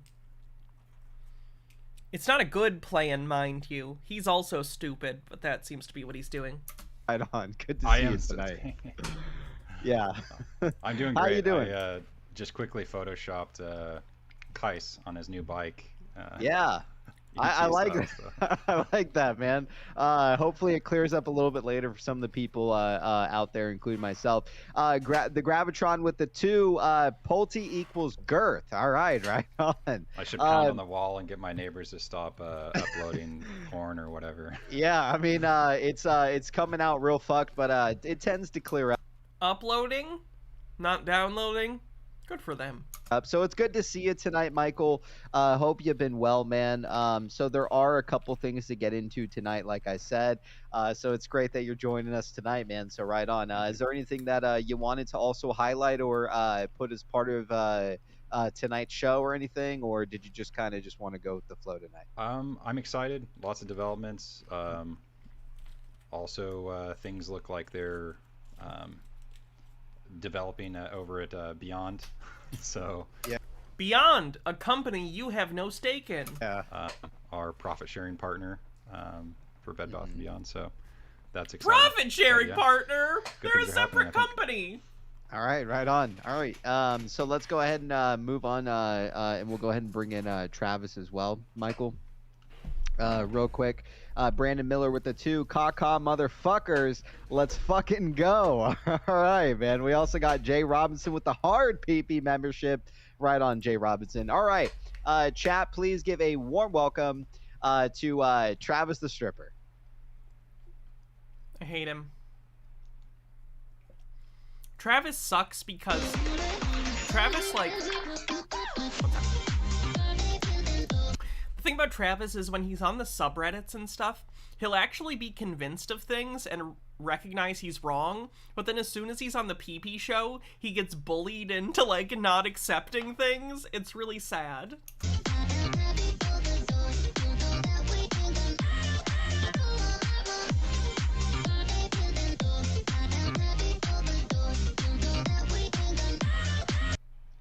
Travis, how you doing tonight, man? It's great to see you. I'm doing all right. It's been a crazy day for me, so I'm a little tired, but not like sleepy tired. Just like sure. It's nice to sit down and finally relax. It's nice to sit down, get on the PeePee Show, man, and just talk some DD. Yeah, right on. How y'all doing? Good, man. Yeah, we're just chilling. Go ahead, Michael. Oh no, I'm really excited, to be honest. Like, I mean, I think you're right, Travis, what you were saying. I mean, I was kind of coming to the same conclusion that I think things were held up, and you know, Bye Bye Baby was just waiting to press the button and go live. You know, so I don't think they're waiting for anything. I think it's just as soon as they, I don't know, it's gonna be soon, I think. Right on. Give me one. I'm really glad, Troy. I'm sorry you're having a rough time, but I'm glad the show helps. Second, I gotta sure. A little Nope. mini me over here. Hold on 1 second. No rush. We have a lot of stuff to get into tonight. Mike Hands with the 5. Congratulations, guys. Shills are in absolute shambles now. Yes, they are, man. I saw a lot of people. Shills, are we in shambles? We're the shills, apparently. Shills, are we in shambles? And we can start with Kaz winning the bike. I saw a lot of people be upset. But a lot of support as well. And, you know, when I say there's a lot of people being upset, it's probably like 10 or 12 people, all just like super hardcore, you know, GME type guys and just shitting over Kaz, things like that. Congrats, man. I mean, you fucking deserve it, man. You know, he has thousands of people who support him. You know, he deserves everything, man. You know, people tend to forget. You know, I'm literally talking about Kais winning a bike in a Twitter giveaway. Because he was fighting with someone, and then that person was doing some kind of giveaway on their Twitter, and Kais entered and won by chance. And I'm not gonna lie, that's a little funny. But they're treating it as if it's important and not just a funny thing that happened. I was in this play a long time ago, man, over a year now, and to be honest with you, you know, Kaz was always the crazy guy. Remember when PeePee was shilling for Safe Moon? Oh, you don't remember because he deleted those posts? Oh, okay. Just checking. Going to the fucking warehouses, man, sticking his camera up there, trying to get as much information as possible, man, to the good people at home. I like to think of him as a journalist, man, you know, an investigative journalist. And honestly, man, he's a great guy, and he's a good friend, and I'm very glad that the bike ended up going to him, man. What an excellent pick, man. So right on. And it's also interesting that if Superstonk has 1 million, you know, supposedly people, that Sure. How is it that like a community based around our sub, which has 18,000, can beat a sub that has 1 million? Because it was random chance. And it just happened to land on him, apparently.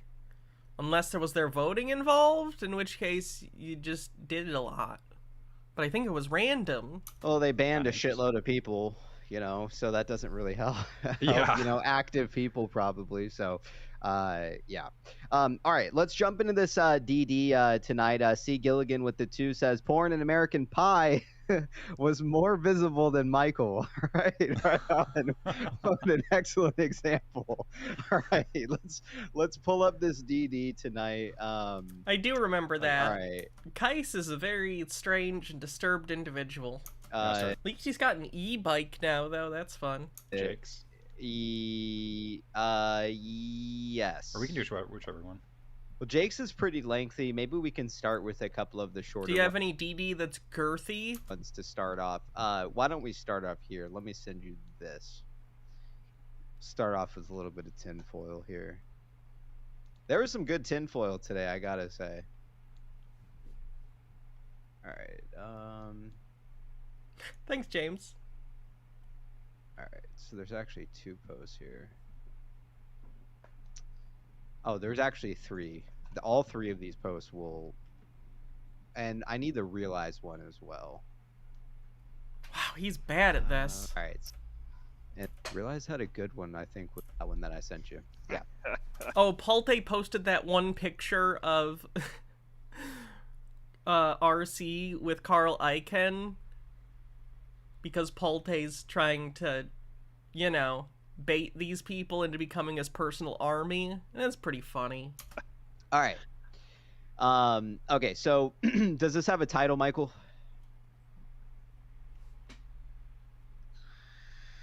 All right. Yeah. So when they say they have good tinfoil, are they acknowledging the fact that they're completely divorced from reality? I've talked about this before. This isn't exclusive to conspiratorial thought, but it's something that comes up as a defense mechanism a lot. I call it lampshading. There might be another word for it. But basically, by acknowledging something they are doing, it's an attempt to disarm criticism. So, like, let's say they didn't ever say tinfoil and never acknowledged that the things they're covering are just bonkers, conspiratorially out there, you know. If I said, well, that's conspiratorial, you're doing conspiracy theories, you know, they'd have to contend with that, at least hopefully in an honest way. But if they preemptively say, haha, we're just doing tinfoil, guys, it's time for tinfoil, ha ha ha ha ha, it becomes a joke. That way, anytime something's wrong, oh, why were you taking that seriously? We just do that as a joke. That's tinfoil, that's fun, that's hype. We're just having fun, we're just hanging out talking about the stock, tinfoil, memes, man. However, in reality, it's the entire substance of the show because it's all they have. But it becomes a deflection. It becomes a built-in defense for when you point out what they're doing is insane. They go, well, tinfoil's fun. We're just doing it for fun, even though it's the entire substance of the show. It feels like it's a way of dealing with cognitive dissonance that also is defensive. Tyler, thanks for $2 super chat, says, can't stay for the whole stream, but take my doubloons. I will enjoy those doubloons. Thank you. And James Hall with a $2 super chat says, your appearance on the PeePee Show is epic. Oh, thank you. I don't know about that. I didn't do a very good job, quite honestly. That was after a stream already, and I was already exhausted, and I was wearing a fucking cat-maid outfit. I kind of... If I thought there was anything productive to be said, I would love to go on again and just talk to them, but I know there isn't. So, what's the point? Also, they banned me, because I brought up that PeePee, you know, used to shill for Safe Moon, and I think Terra Luna, another coin that went defunct. PeePee's really bad at making financial decisions. As you may know, Jake2B, I would say Jake2B started the reposting of this picture today. Jake2B and his DD, part of his DD, he actually has this picture included in it, and I think it was like You thought it was really awesome that I talked to them wearing a cat-maid outfit? Except Dan Olson saw it, and he's someone I have respect for, so I'm really embarrassed by that. His DD was titled... it was correcting the Titanic. So it was correcting the Titanic post, and he had this picture posted at the bottom. So Jay kind of started it today. At some point today, I also posted it as well. Why, I don't know. It was just kind of on my mind, and it's funny because I hadn't even seen Jake's DD today either. And I posted the same picture as well on Twitter. After I posted, man, about less than a minute later, I get a notification on my phone. Bill Pulte posted the same picture. He didn't retweet mine, anything like that. He reposted the picture himself. thought, hey, that's really fucking interesting, man. I went to comment on the picture. Wild Weasel says, I only respect people in maid outfits. Sorry, I'm not respectable right now. And 30 seconds later, the fucking post was deleted. What are our thoughts, fellas? Because, you know, about a week ago, we had I think he posted it specifically to fuck with you and deleted it so he would have, you know, plausible deniability where he could say, no, I just posted that by mistake and deleted it immediately. But knowing you guys being who you are, probably have, like, notifications on, so as soon as that gets posted, it's going to get screenshotted, even if it gets deleted a couple minutes later. Michael with a $4.99 super chat says, Hi, Hannah. I finally made enough to send you some clamshells. Love the community. Thank you for the sandy. Well, thank you for the donation. I appreciate it. Bill Pulte saying, I can't wait or something. I can or something. It was something to do, I think, with the charity thing that he's possibly running soon. Yeah, I can. And he wrote it like icon, right?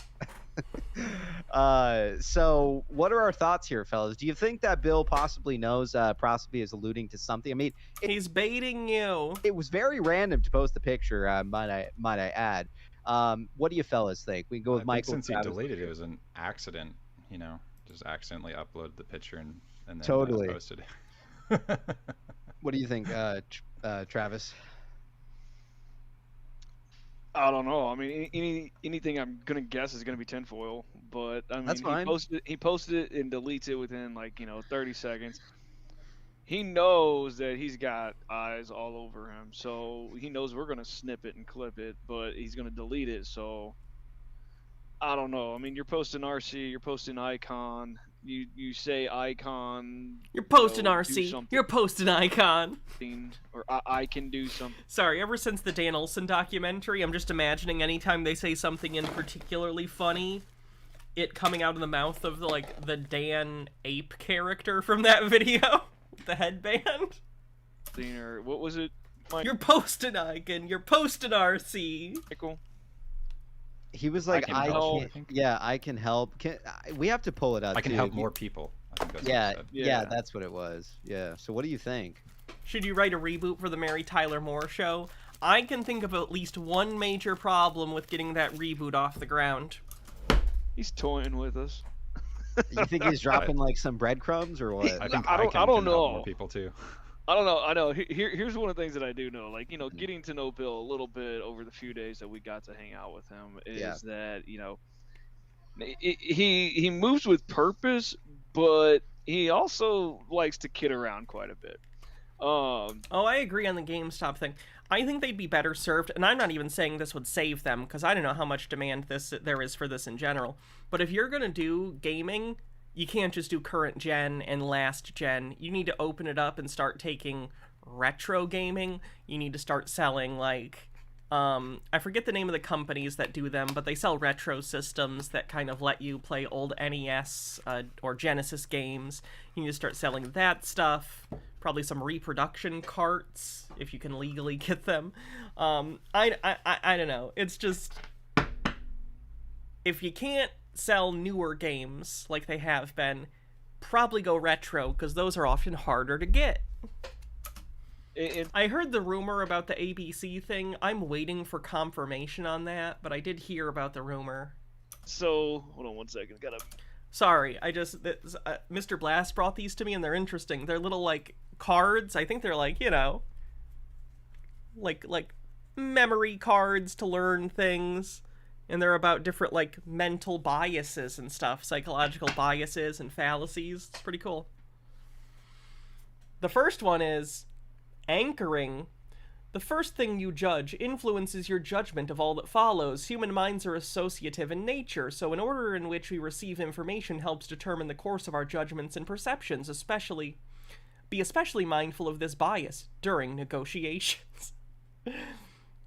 Thou shalt not suffer cognitive biases, it says in the back of the cards. Move some papers that are bothering my cords over here. And so it's tough to say. This is made by, let me see the name of the company, schoolofthought.org, from the makers of yourlogicalfallacyis.com. So they probably sell them on their website. Your logical fallacy is .com. Critical thinking cards, they say. Like, you know, oh, here's an important one. Sunk cost fallacy. You irrationally cling to things that have already cost you something. When we've invested our time, money, or emotion into something, it hurts to let go. Ask yourself, had I not already invested in something, would I still do so now? Relevant. Start trading these like Pokemon cards. some of the ways he talked to me, I felt like the creators on that GME NFT marketplace can no longer mint NFTs. Oh, that is bullish.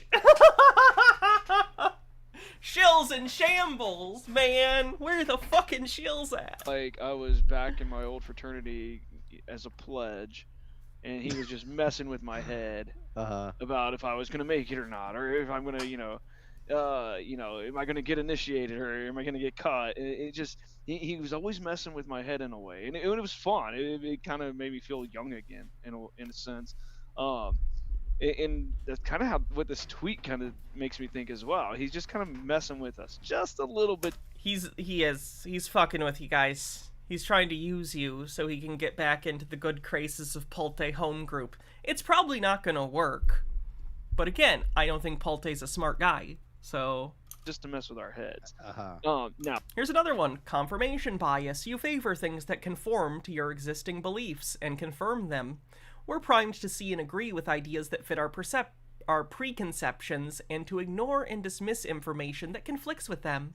The first principle is that you must not fool yourself, and you're the easiest person to fool. Richard Feynman.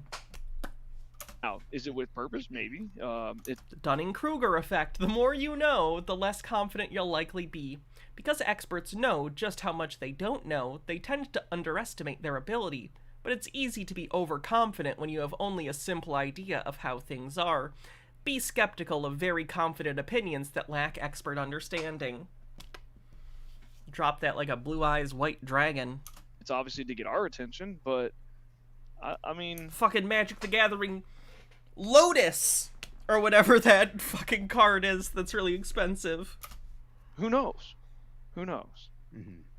It's interesting, man. Yeah, like definitely posting it and also deleting it as well. Mike Hands with the 5. Excuse me. Between Larry Chang picking Kaz and Pulte posting and deleting that picture, I think they're trying to send us a sign that we're on the right path. Maybe so, man. I think Lotus. so. You know, did this bike like competition thing just like come out of nowhere today? People fucking do giveaways on Twitter and other social media to try and farm engagement. That's a known thing, PeePee. That's not even a new strategy. That goes back like to early Facebook. Fuck, I think there's probably people on MySpace doing that stuff. I don't know. I saw Kai's post today, and Pickles. That's the Barnum effect. You see personal specifics and vague statements by filling in the gaps. Psychics, astrologers, and others use this bias to make it seem like they're telling you something personally relevant. Try to think critically and see how things could be interpreted to apply to anyone, not just you. 2 down, actually. I saw Kai's Groupthink. You let the social dynamics of a group situation override your best outcomes. Dissent can be uncomfortable, and so often the most confident or first voice will demand group decisions. Try to facilitate objective means of evaluation and critical thinking practices as a group activity, and if someone's only contribution is right on, run away. post. I didn't see anything much of it, and then I got... That was weirdly specific at the end of that card. Got busy with work, and I was working from home, and my girlfriend was home today, so woman friend. Yeah. And I kept getting pulled away, so I didn't get to like sit at the screen as much as I typically like to do, and I didn't get to read. I didn't even read all of Jake's DD today. I didn't get an opportunity. I was kind of away from keyboard quite a bit. So Yeah. I saw Kaiser's post this morning. That was the last I saw of it, and apparently he won the e-bike, or won it, or I don't know what the whole situation. We don't get it. What does the winning a e-bike have to do with their stock?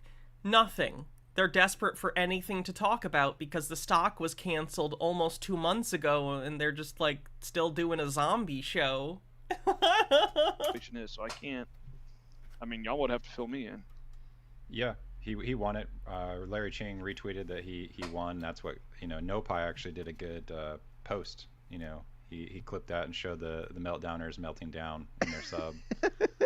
How are they? Here's a good one for how they feel about Pulte, and I'm talking specifically about how much they like him in terms of he tells them what they want to hear. The halo effect. How much you like someone influences your other judgments of them. If you notice that you're giving consistently high or low marks across the board, it's worth considering that your judgment may be suffering from the halo effect. They're actually like in the sub meltdowning. Oh, All right, yeah. Cat. Optimism bias. You overestimate the likelihood of positive outcomes. There can be benefits to a positive attitude, but it's unwise to allow this to affect our ability to be realistic. Ironically, if you're making more rational judgments, you'll actually have a lot more to feel positive about. Kaz is actually calling us right now. Pull that up. PeePee, it's worth mentioning that both Carl and Ryan are standing in front of the computer chair that's out of place. They're hiding the chairman, the R1. Interesting. Guys, I'm blocking this chair similarly, so I'm in on it too. All right, right on. Let's answer Kaz's call. Let's see what's going on. King Kais, what's going on, man? Hello. How are you, everybody? Great. All right, so I'm following you. I'm watching the show. Yeah. So the e-bike came from nowhere. I mean, I've seen a tweet from Larry Chang this morning saying that he's gonna give 2 e-bikes for whoever posts that tweet and whoever gets more likes. So I started working on that the whole day. And the community helped so much. I mean, PeePee, I cannot find the words to explain how our This isn't community became so big, so strong, so united. It's a movement. It's not a community. It's not retail investors. It's a movement that we can. You're literally just a bunch of former retail investors of a stock that doesn't exist anymore coping. That's pretty much it. Oh, there's like a game to go with this too. Holy shit. That's actually pretty cool. How do you play the game? Interesting.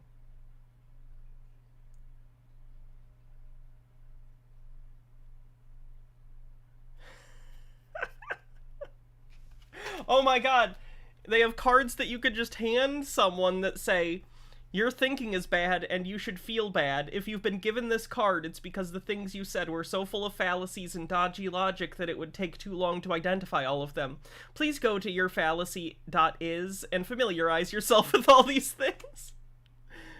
Critical thinking call out card. That is some passive aggressive shit. I kind of love that. That's hilarious.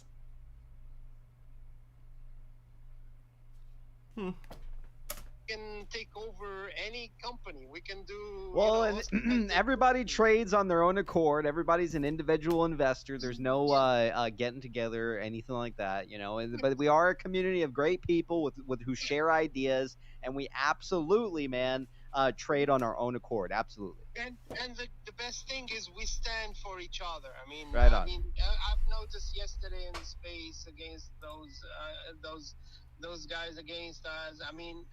I mean, everybody, when we see someone in the space, I mean, he's being attacked, everybody goes. I'm gonna skip past Kaisa's segment just because, like, he just rambles and Kaisa's legitimately mentally ill, probably, so what's there to even criticize?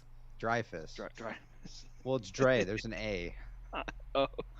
All right, I will share this. And this is going to be a little bit of a sensitive subject to a lot of people who have held this, you know, to a high standard. Someone also just said docket just dropped. Lots of dockets dropped. No, like just now? Tapioca and Raisins, thanks for gifting a membership. Just now? Yeah, I'm yeah. on. All right. Well, I'm already there. Let's refresh. I don't think so. No, No? these have been here for. Someone time that motherfucker out. Someone woke up and chose violence. Don't ban him, time him out. Just give him like a 120 seconds, whatever the fuck. I it is. assure you, this gets bullish, even though there's a negative beginning. Because of it made me think of things differently. Yeah. And I can still prove my point here. So, All right. I am sharing it if you do want. Can someone please phonetically explain how to pronounce this? Is it...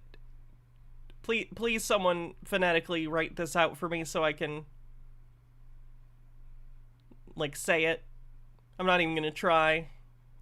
I know I've heard it said before, but I always forget. Yes. Let's go ahead and take a look at that. There we go. So this is the final dip order. Docket 729. Filed June 15th. This is page 33. Okay. So easy peasy. But the first paragraph. Tu quo que. Tu quo que. Tu quo que.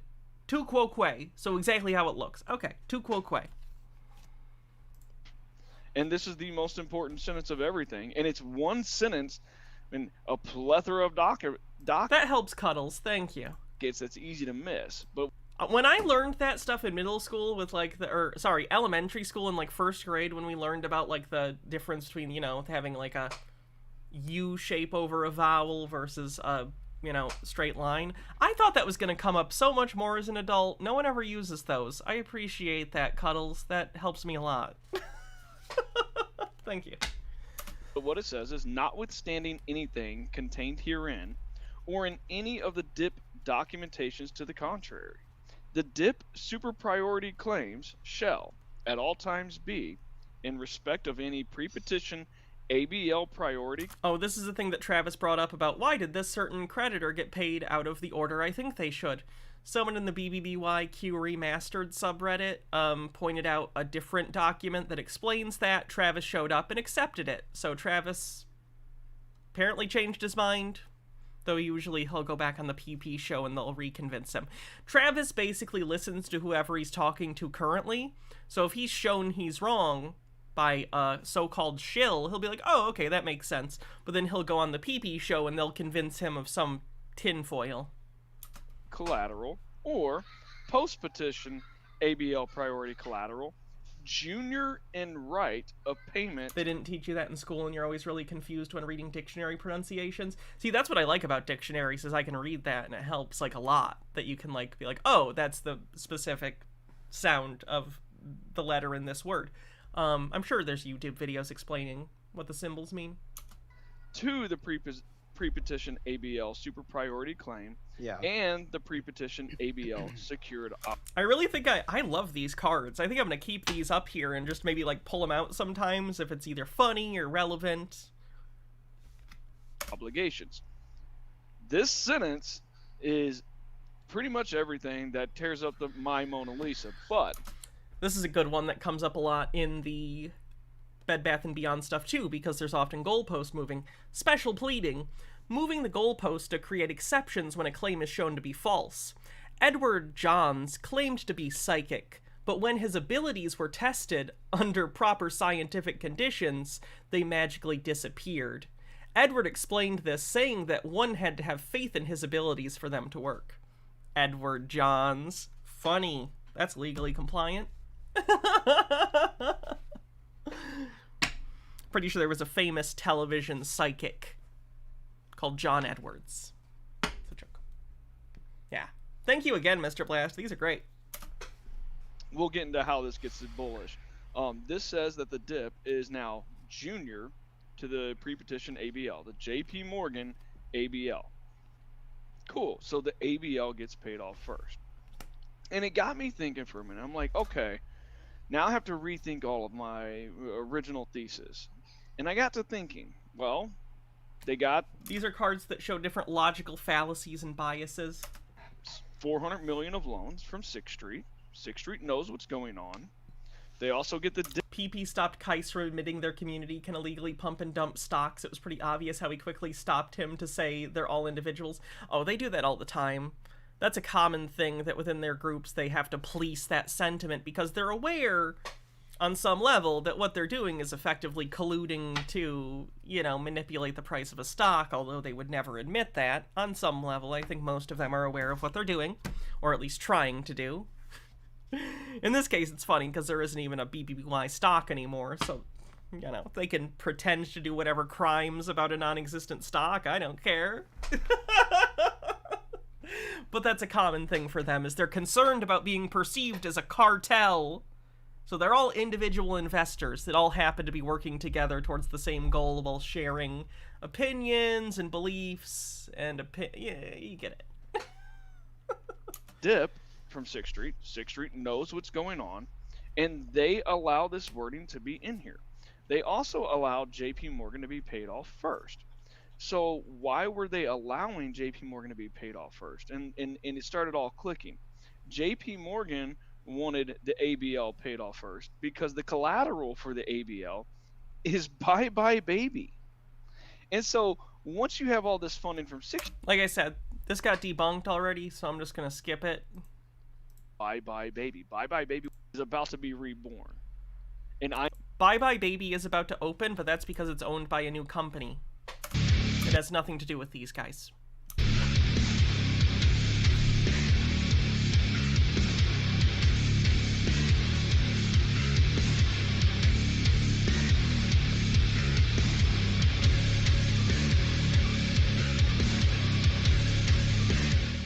Intros are too long. Jake 2B, how the fuck you doing tonight, man? Hey guys, how are you? Sorry, I know I did just wake up. That's why I just looked like I woke up. But how's everybody doing? Great, man. Yeah, we're doing great. How are you doing?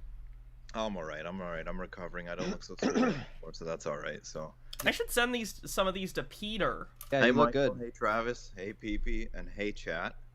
How I heard you guys were going over the Bye Bye Baby stuff, and did Yes. you go over the Go Global docket? No, we can actually move on to that one now. Bobby Tables with the 5 PeePee Show gifted memberships. Appreciate the support, Bobby Tables. We actually just went through what Travis was talking about in terms of the ABL and Baby. And yeah, I think now would be a good time to start moving into that docket that you're also referencing. You want us to pull the post up or the actual docket itself? No, whatever you want to do, man. It's Sure. like I was just asking. I don't mean to take you off your thing. Like I'll just go with the flow. No, you're good. I think that since we're already on the topic of Baby, I feel like this would be a nice section. What is Sloppy even doing? These are irrelevant. I like that show too. I Think You Should Leave, but what does that GIF have to do with anything going on? To go to next, and then we can jump into your post from today too. You wrote a very lengthy post, man. It was very informative, fantastic post.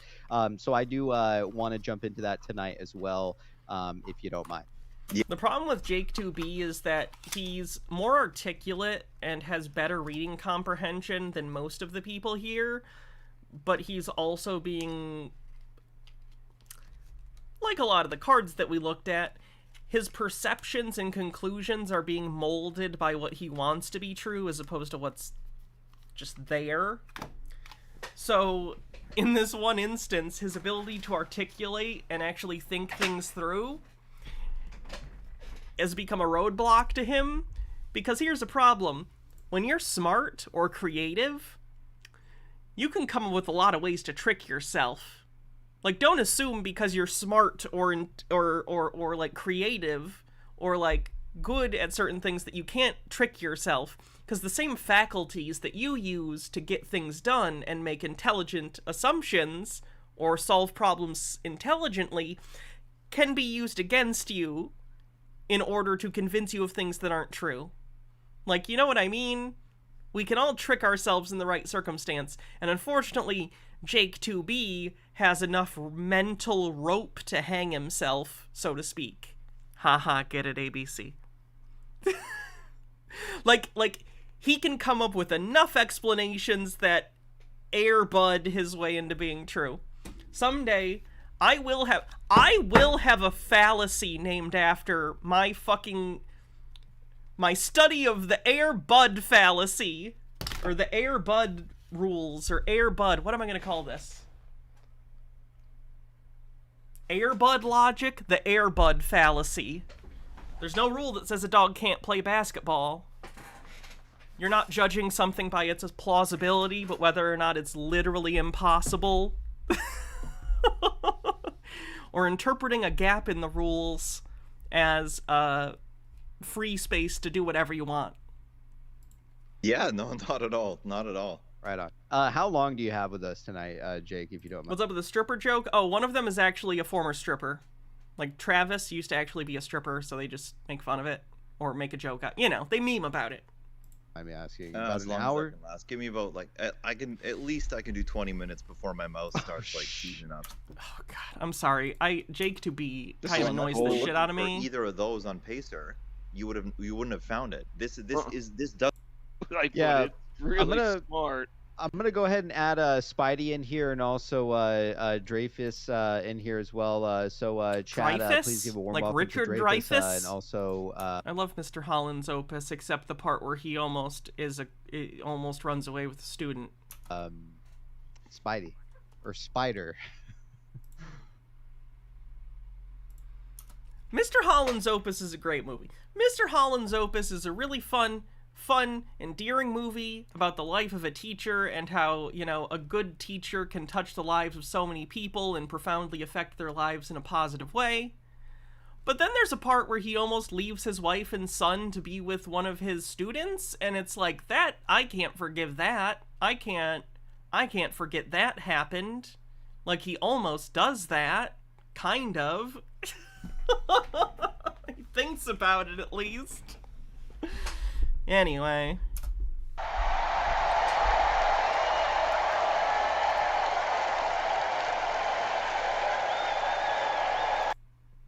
All right, what's going on, fellas? We got Dreyfus and also Spidey. How you guys doing tonight? Doing good. Hey, what's up, PeePee? Hey, Jake. Long time no talk. Hey, Travis. No, I haven't seen American Beauty. I mean, Mr. Holland's Opus. Michael. Right on. Good to see you guys. Good to see you guys. So, Dreyfus, you can start first, man. Anything you wanted to highlight tonight? Anything on your mind, and then Spidey, you can go right after. I would like to highlight that the stock was canceled September 29th.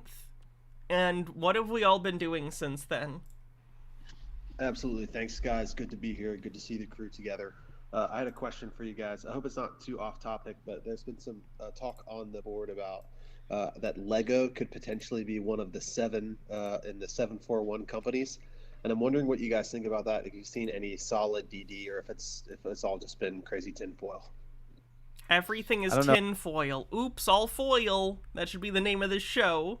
Be better than the PeePee Show. Oh, because how much is Lego worth? They're like 11 billion, right? Whoa. Go Sorry, on, Jake. Sorry. There's way more. I'm familiar with the scene from American Beauty with the bag. It's incredibly pretentious. Way more in the Kirkland fee statement than just drafting the APA.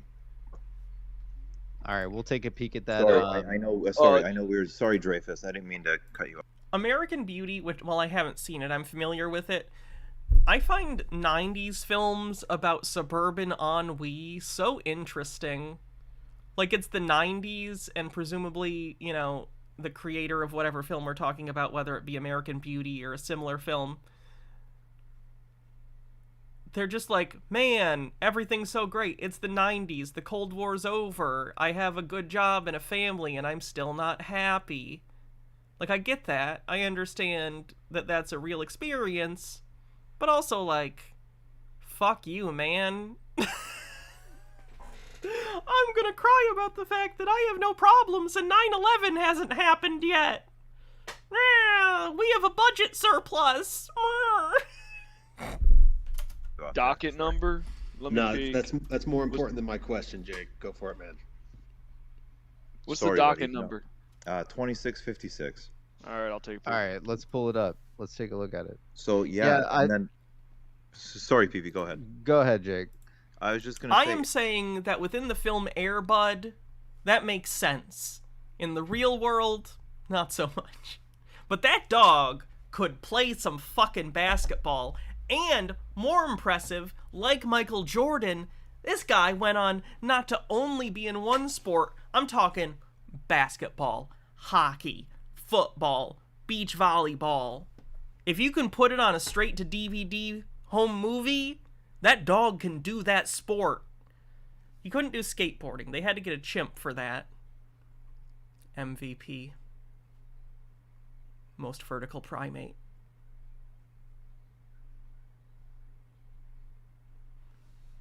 It starts as early as June 3rd, and then they correspond on June 23rd, and then again on the 27th. I feel like they shouldn't have ever let Air Bud play football. Basketball is not a contact sport. Hockey, I kind of get. If he's wearing a bunch of pads and he's the goalie, I can kind of dig that.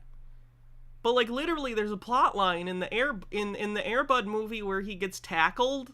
There's like a part where they're like, "Oh my God, is he hurt?" And it's like, you guys let a dog play football and you tackled a dog. Like, what did you think was gonna happen? Oh my God, we engaged in a game where we let a linebacker tackle a golden retriever. Was this a bad idea? And then again on the 28th, and then again on July 6th.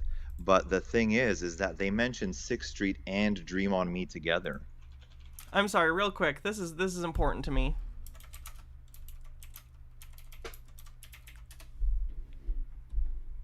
Oh wow, Golden Receiver in its entirety is just like on YouTube. Wow, no respect for the Walt Disney Corporation.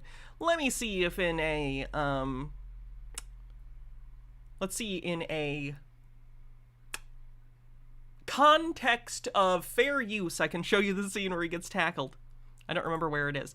But also, I don't remember, but in the Air Bud sequels, does he have, like, problems getting the dog into the sports? Because I feel like after 2 or 3 sports, they'd just, like, be like, okay, we're gonna let the dog on the team. He's won, like, 3 different championships.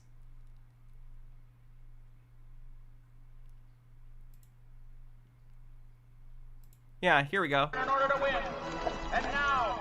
Like, why is he wearing shoulder pads? Like, is he gonna hit someone? He's a dog. Oh, shit! Like, see what I mean? Don't tackle a dog. Did no one think this was gonna happen? It's fucking football. Let's look at this. We're gonna do a Madden. We're gonna do a John Madden. Let's take it out. Let's get the circles. We're gonna do it. Alright, so the ball comes flying in. Cool beans. Alright, happy dog, who's probably not thrilled that the helmet keeps getting in the way of the dog's eyes. But here we go. Okay, the dog's looking. Alright, having fun, just like basketball, right? This is just lots of fun. And then, this absolute psycho. Honestly, I respect this man. Everyone else is a coward. No one, you know why Air Bud survived as long as he did in football? Because no one had the balls to just treat him like another player. Everyone else like, I'm not gonna tackle a dog. Hey, he's in the game. They put the dog on the field. You're playing by the rules. If they want to play a dog, you gotta tackle the dog. Anyway, so there he goes. That's a good leap. Okay, he knows. Like, he's not even just like, he's thought about this. Because normally you would tackle a player, like, you'd get him, you'd hit him. But this dog's on the ground, and he's thought this through. Because he strategizes. He says, we're in the playoffs, and there's a fucking dog on the other team. Okay, what am I gonna do? He's practiced this. He literally adopted a dog whom he has come to love just to practice the technique. And here it is, his moment of glory. This guy leaps into the air to just full-on tackle a dog. Obviously, this is a dummy. Movie magic. We know how movies work, so it's fine. So then here's the actual tackle. Boom. Oh. See, in the real world, that's a dead dog. And this is why Air Bud rules don't apply to the real world. This is PeePee. This is PeePee financially getting absolutely tackled by his bad life decisions. Right? He gets grief for it. It's like, well, he's on the fucking team. Like, if you're gonna let the dog on the team, you can't not let the other team tackle them. You know what I mean? Like, you're just saying, we get a special ultra player on our team that can carry the ball, but no one gets to tackle him. Like, that's not how that works. Either he's a member of the team or he's not. You can't have a double standard. So then he's all upset. Oh my... 184-pound crushing... Oh yeah, it's almost like you shouldn't let it... Like, there's a reason we don't have dogs in human sports. Alright, get the dog. Excuse me. Is he okay? That dog's like, why did you let me do this? I'm a dog, I didn't know better. Anyway, so that's part 1 of my 93-part series on severe issues I have with Air Bud. See you guys for the next installment. So on the 27th, they say they have a telephone conference regarding Dream on Me, regarding bid qualifications. Then they ain't no rules say you can't murder a dog during the game. Ain't no rules say you can't crush a dog in football. draft and revise an issues list Can't tackle him before he was in possession of the ball? I thought he was in possession of the ball. regarding 6th Street's purchase. Either way, that was a sweep the leg situation. They were trying to take the MVP out of the game. MVP as in most valuable player, not MVP as in most vertical primate, because of course he's busy at the X Games. Agreement following up from a few days prior. And then they say afterwards they're reviewing and revising the baby IP purchase agreement for 4 hours. And then on the 28th, there's a... So you, in football, cannot tackle unless they already have it in their hands? Like if someone's like this and the ball's about to get him and you hit him first, you can't do that? big day where they spend 12.7 hours on the 28th saying prepare... It's not in his mouth? Maybe it's somewhere else. You don't know how he plays football. Preparing for baby IP auction, corresponding with the Kirkland team, Lazard, and other company advisors. Dr. Gamble with a $5 super chat says, next subathon goal, Air Bud review, play-by-play stream. That would actually be wonderful. I'd have to get clips and make sure I'm, because we definitely can't watch the whole movies, or even most of them, but we can watch little clips and add commentary for comedic effect. Regarding the same. And then they attend and moderate the baby IP auction. And then they have meetings with qualified bidders. And then they say consultation parties regarding baby IP auction. And then look at this after. Meeting with Dream on Me, 6th Street, and company advisors regarding the same, which is the baby IP auction and sale. What page are you on? 576 of 1276. Can you pull it up for everybody, Travis? I'm working on it, yeah. Okay. So it's the third thing, 628 Ross Fiedler.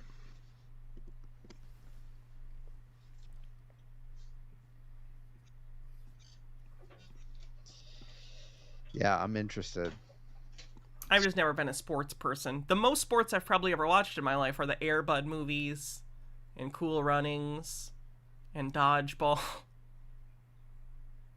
Mighty Ducks 1, 2, and 3.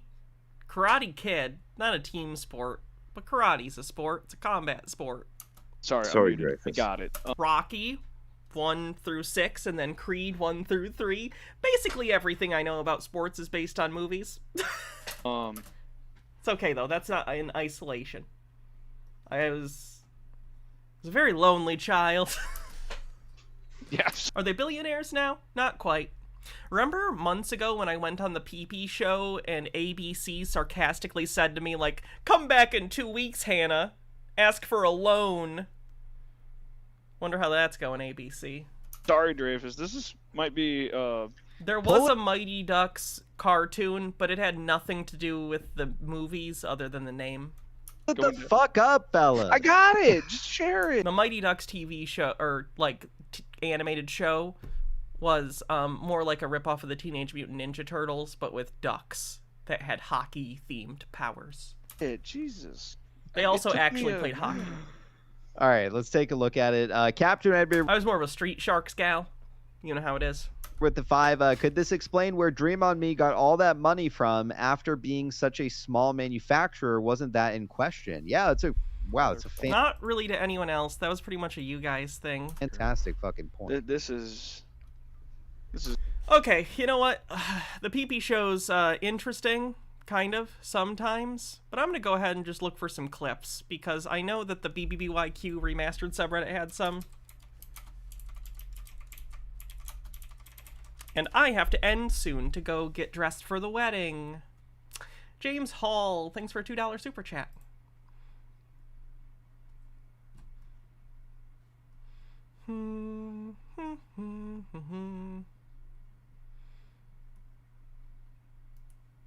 Oh, here's Pulte literally explicitly saying that he has no information about anything. Anyone interpreting anything from anything he says about BBBY is out of their mind. The question was, PeePee was here earlier and we were debating, and I was kind of seeing a relevance fallacy is what I call it, where the BBYQ guys seem to not understand what relevance is. And I think what's most relevant in that case, as far as the shares, is the order from the judge. Now, I believe, for full disclosure, that they prematurely took them out of people's accounts.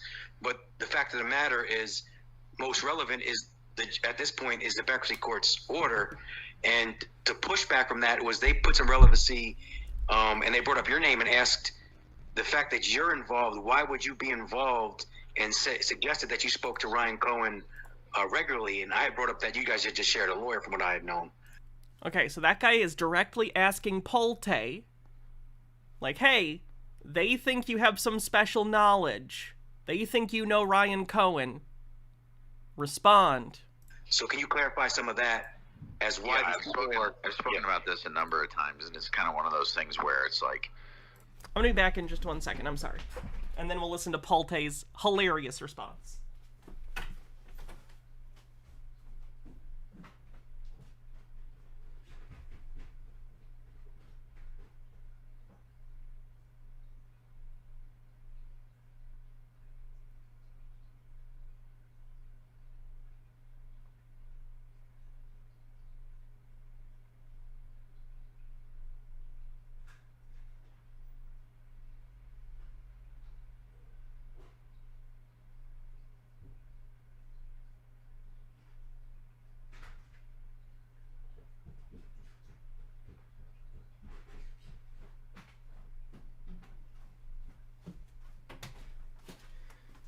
Sorry, we got, I got a package, and ever since I got porch pirated potentially the other day, I'm paranoid about letting packages, like, sit on the porch for any amount of time.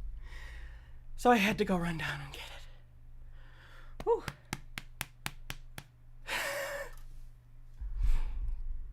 You can say it 50 times, but if somebody wants to hate on you, like that guy earlier, they're going to find a way to hate on you no matter what. I think it would be fun to just do like an IRL stream someday, Dark Beast. I know you're joking.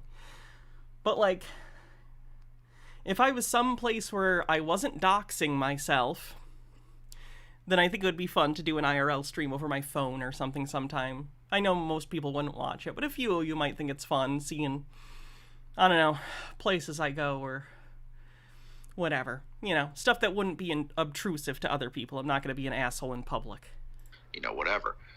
But if we want to, there's logic and then there's emotions, right? So emotions are what people make people hate you. Or maybe next Pride would be fun. Or even just something at home, but maybe it would be more casual and I could like show you my movie collection downstairs and stuff and talk about it. Might be fun. Or think, these crazy hike or something outside would be cool. Things. If we just look at the logic of this, I very clearly have stated the facts, which is that I do not own any of that stock. Pulte just says he does not have any and has never owned any Bed Bath & Beyond stock. I've never advocated for people owning that stock. I've never claimed to have any, information about that stock.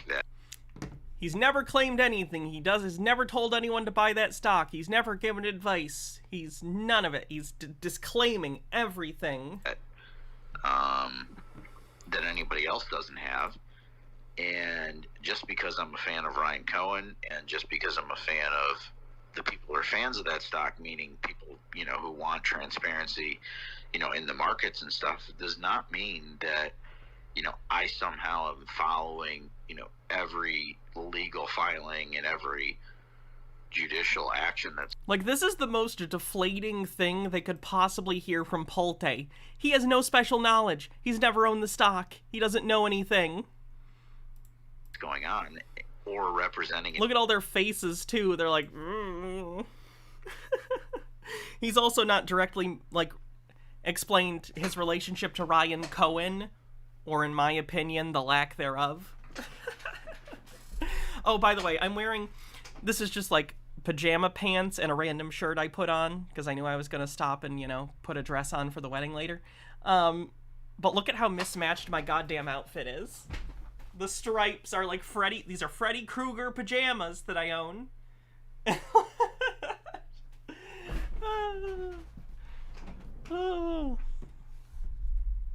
I'm not very matchy today. In any way, shape, or form. It's alright, I have a cute dress to wear later, though. I'm excited. That there's going to be, some crazy... I'm gonna go look cute and have fun with my wife, who's also cute. Crazy event that's going to happen. I've never said anything like that. So, but I'm at the same time not going to, disassociate myself with people who I believe are good people who have good intentions. And if they want to buy the stock, you know what? It's a free fucking country and it's a free fucking world.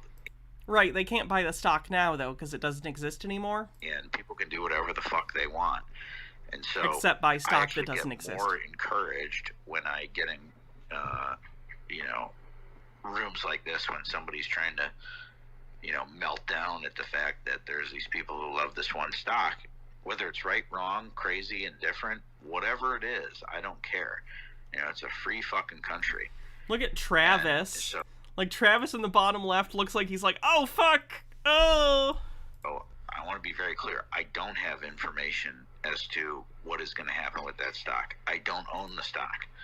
But I get a little tired of saying that because it's like people who don't want to hear me say that, they'll never want to hear me say that. They just... It's like he's addressing them directly. They just want to... that brought it up. And I think, PeePee, I don't speak for that guy. I mean, I like him. I don't. Oh my God, I don't he said speak it. For him. He doesn't speak. He for doesn't me. speak I for like Ryan him. Cohen. Beautifully said. He's also probably never directly spoken to him privately.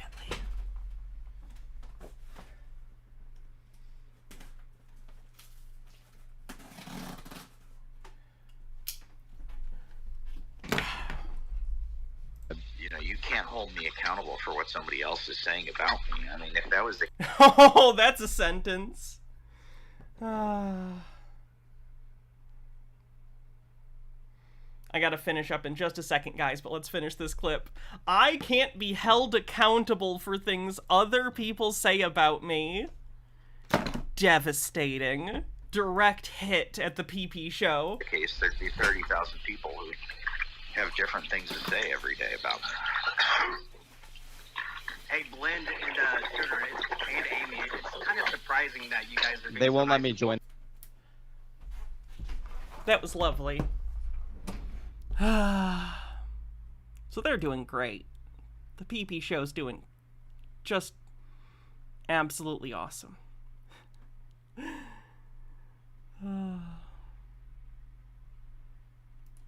Wait, what's this one?